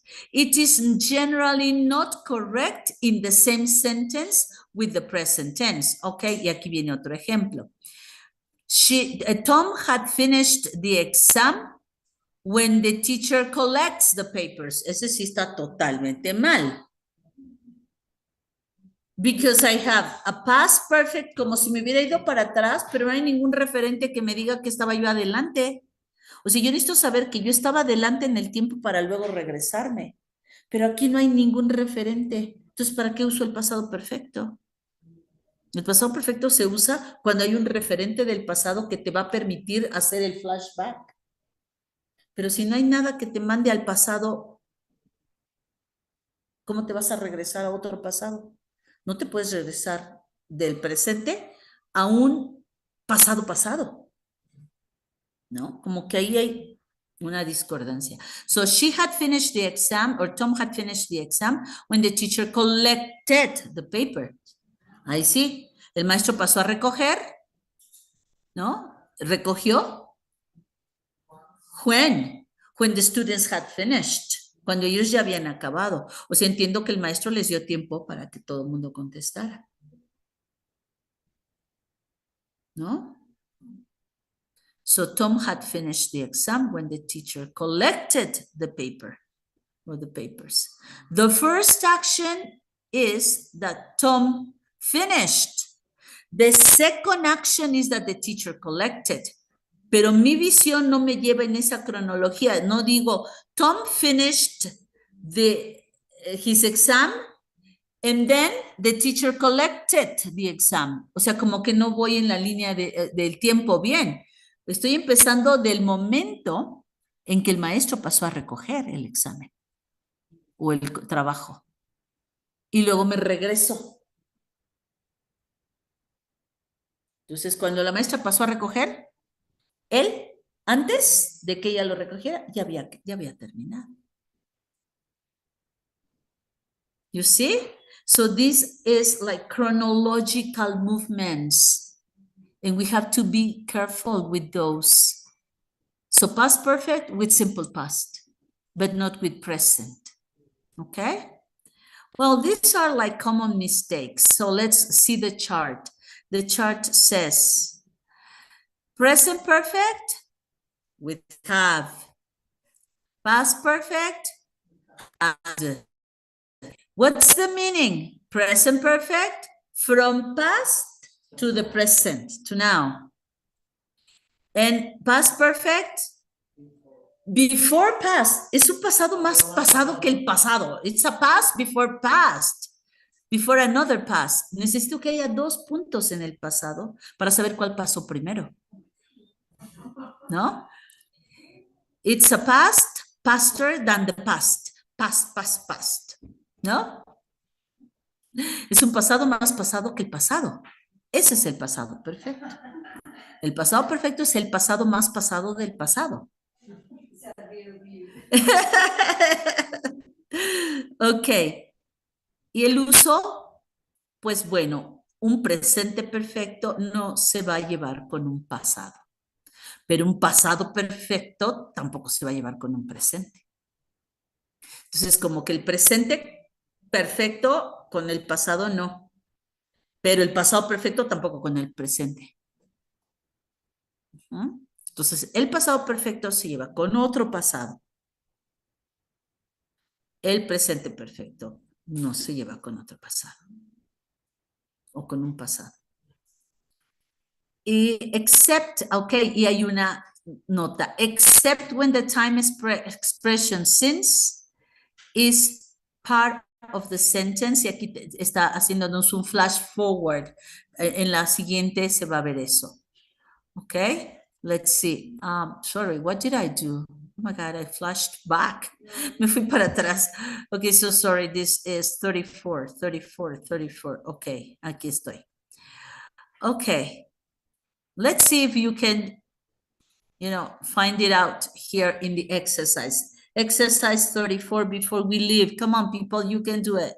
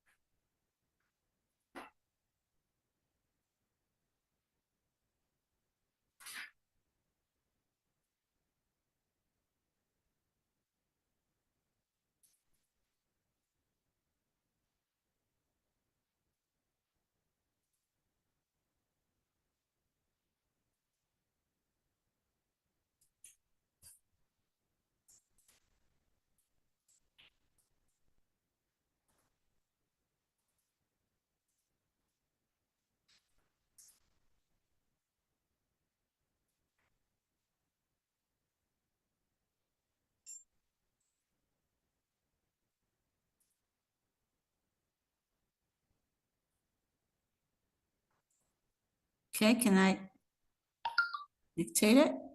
The correct answers? Okay, good. Done? Memo, done? Yeah, teacher. Okay, good. So 34. Okay. Number 3, incorrect. 4, correct. 5, incorrect. 6, correct. 7, correct. 8, incorrect. 9, incorrect. And 10, correct. Now I really want to know, how was it? Errors. 3, 2, 1, 1, none, 2, 3. Memo? 2, teacher. Okay. 2. Okay, good. Numbers? 3. 3. Uh-huh. Had? Uh-huh. The students, okay? The student was registered from classes before the semester starts. Okay. Have in the present. Present perfect is action that started in the past but is still active in the present. The students have registered before the semester started? No. Had registered. They had registered before the semester started. This would be like a flashback in time. So before the semester started, before the students had registered, And I guess this is a typical error because of the phonetic similarity that we have registered, had registered. And we need to be like alert now to this typical disorder of time. If it is up to now, present perfect. They have registered, ya se registraron, sí, ya se han registrado.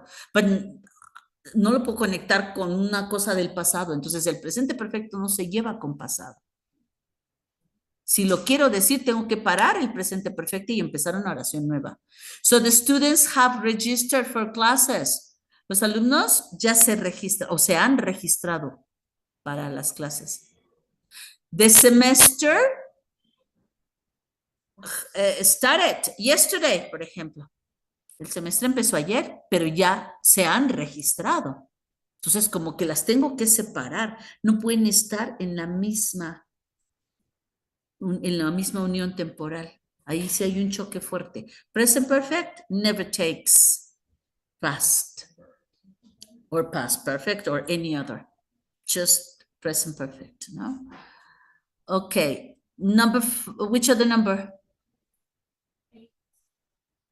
8. Nothing before 8? No? Okay. 8.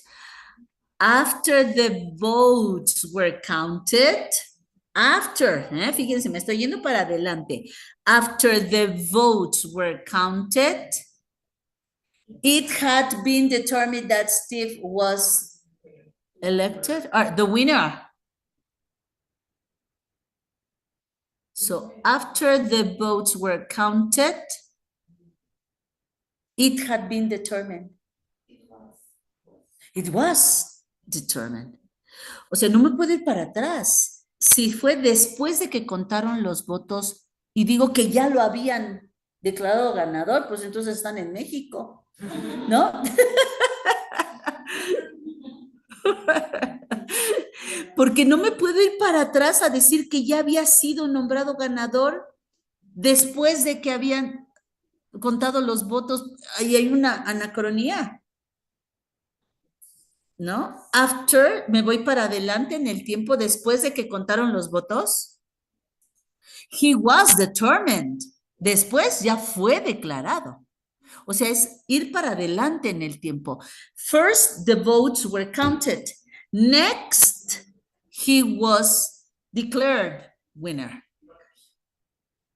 Entonces tiene que ser pasado las dos. Cuando yo tengo dos pasados, es uno y después el otro. Pero si lo mando a un pasado perfecto, me voy para atrás. Y entonces tiene que haber lógica en el sentido. Por eso les digo, si esta oración es correcta es porque estamos en México, ¿no? Porque después de que contaron los votos, pero ya había sido anunciado ganador, ¿no? Todavía no los terminaron de contar, entonces, exacto. All right. So, aquí lo que hay que ver es la secuencia temporal, nuevamente. ¿Qué pasó primero? Pues primero contaron los votos. So, after, ya que terminaron de eso, after they finished, then, next, he was determined. Entonces no es had been, es past tense. El to be, pero en pasado, no en pasado perfecto. He was determined, or it was determined that Steve was the winner. Okay, anything else? Any other? No? Number 9? Yes, come on, Alma. Last night, all the waiters and waitresses worked overtime. Exactly. Last night ya es un punto específico en el pasado. No hay nada que conectar con el presente. Esto fue anoche y ahorita no es anoche. Entonces ya no hay conexión del pasado con el presente. Vean que los tiempos perfectos son como puentes temporales, los perfectos. Son como subir a un puente para llegar del otro lado. Entonces el presente perfecto, te subes al puente en el pasado, pero te bajas al día de hoy, al presente. Ajá. Entonces aquí, si yo te digo last night, ya no llegaste a hoy. Se quedó anoche. Past. Está cerrado. Last night te cierra automático a un past tense. Ya no llegó al presente. Se quedó en la situación de anoche. ¿Ok? So, it is not possible present perfect. Porque entonces diría yo que llega hasta hoy. A menos de que yo dijera since last night. Ah, si yo le pongo el since, entonces jalo el inicio desde anoche hasta hoy.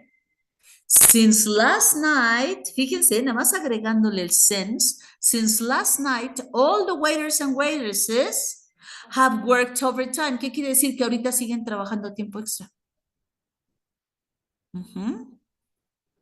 Empezaron anoche y llegaron a hoy en la noche otra vez, todavía. Entonces, este es el puente. Ok.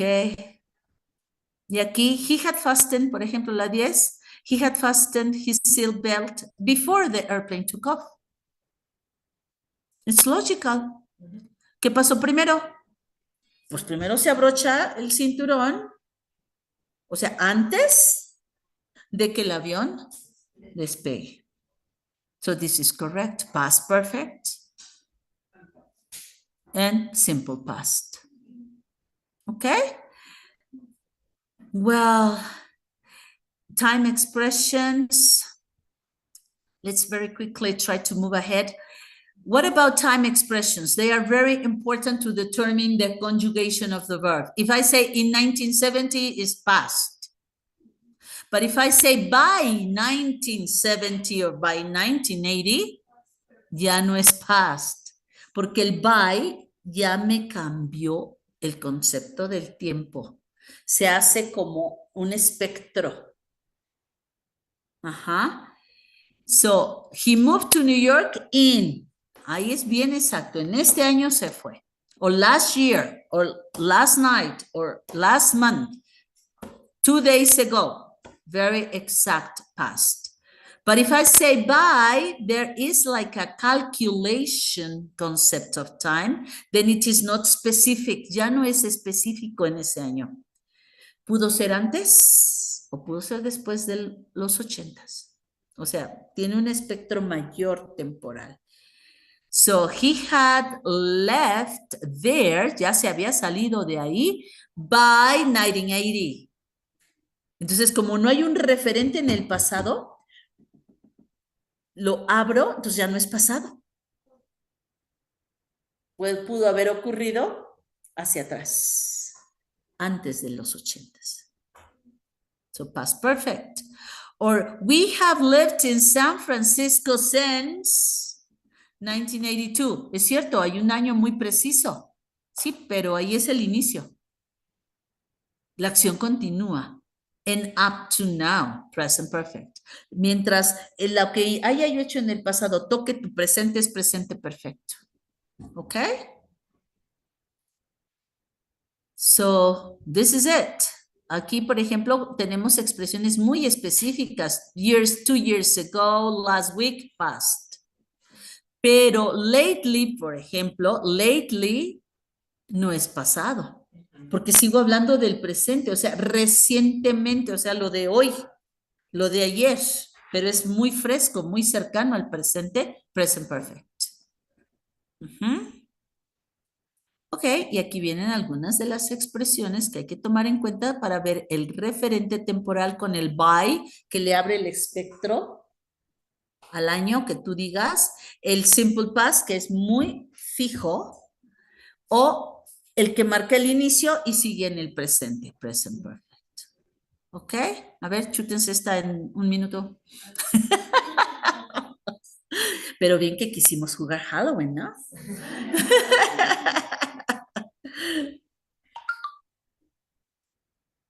Okay, just give me 5 more minutes, okay?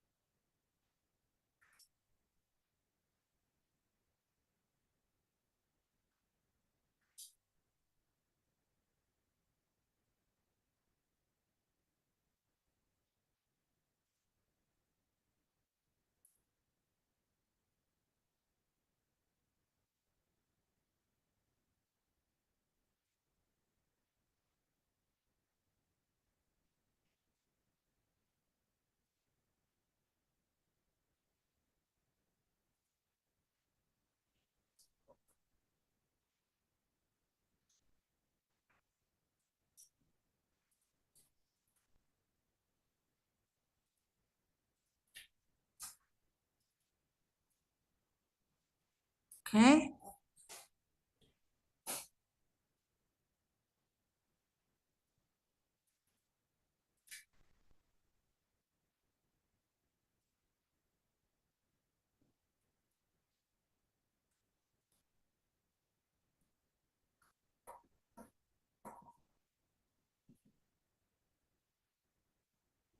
Okay, let's see how you answered. This is 35, thank you. Number 3, incorrect. 4, correct. 5, correct. 6, 7, and 8, incorrect. 9, correct. And 10, incorrect. Yay, okay, good. Yeah, was it good? Yeah, not so bad? Oh, kind of. Okay, which number was like kind of difficult? Because we have by. ¿Con qué se lleva el by? And it's by 4 o'clock yesterday. Ya el yesterday mató todo. ¿Qué tiempo es? Pasado. No, that's incorrect. Okay, pilgrims. have arrived y tenemos un año muy concreto. In, very specific, okay? Past. So since the new law was passed, it has been difficult. That's correct. Since, ¿no? El inicio. Fíjense entonces cómo hay una congruencia entre la expresión que te va a abrir el campo temporal para que sepas qué tanto te mueves. The cashier put the money into the account 2 hours ago. El ago, pasado. All the votes have been counted last week. ¿Qué pasó? Were counted. Si es last week, is past.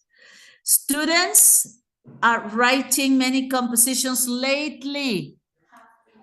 Have been. En español sí es muy común decir, últimamente estoy haciendo más ejercicio. Para ellos, lately es el campo del espectro del presente perfecto. Algo que empezaste y que sigues haciendo. Present perfect continuous in this case. Luego, the Senate votes on the law to ban cigarette in past tense. Voted. By the time the main course was served, ese by, aquí lo ven, by the time, ¿qué voy a hacer? Past perfect. Porque está el by, abrí el espectro hacia el pasado anterior. I had not done much work since I talked. I hadn't done too much work since I talked to you on Wednesday. ¿Qué pasa aquí? I have, por tengo el since I talked. Desde que hablé, se arrancó, ¿no? I have not done much work. Okay, good. All right, my people. We're free next week, okay? Good. Let me stop my sharing and say goodbye to Memo, the only one monster at home. Okay. And look at the spectrums here. There's a spectrum saying goodbye over there. Okay. Let's see. It's so funny because you look like phantoms or spirits. Okay, you see Memo? Look. Yeah, I can see. More Or spirits. touch. All right. Well, thank you very much, everybody. Thanks, Salma, for having made us happy. For having made us happy. Por habernos hecho feliz, porque todavía estamos aquí. For having made us happy. Okay, goodbye. See ya. Bye.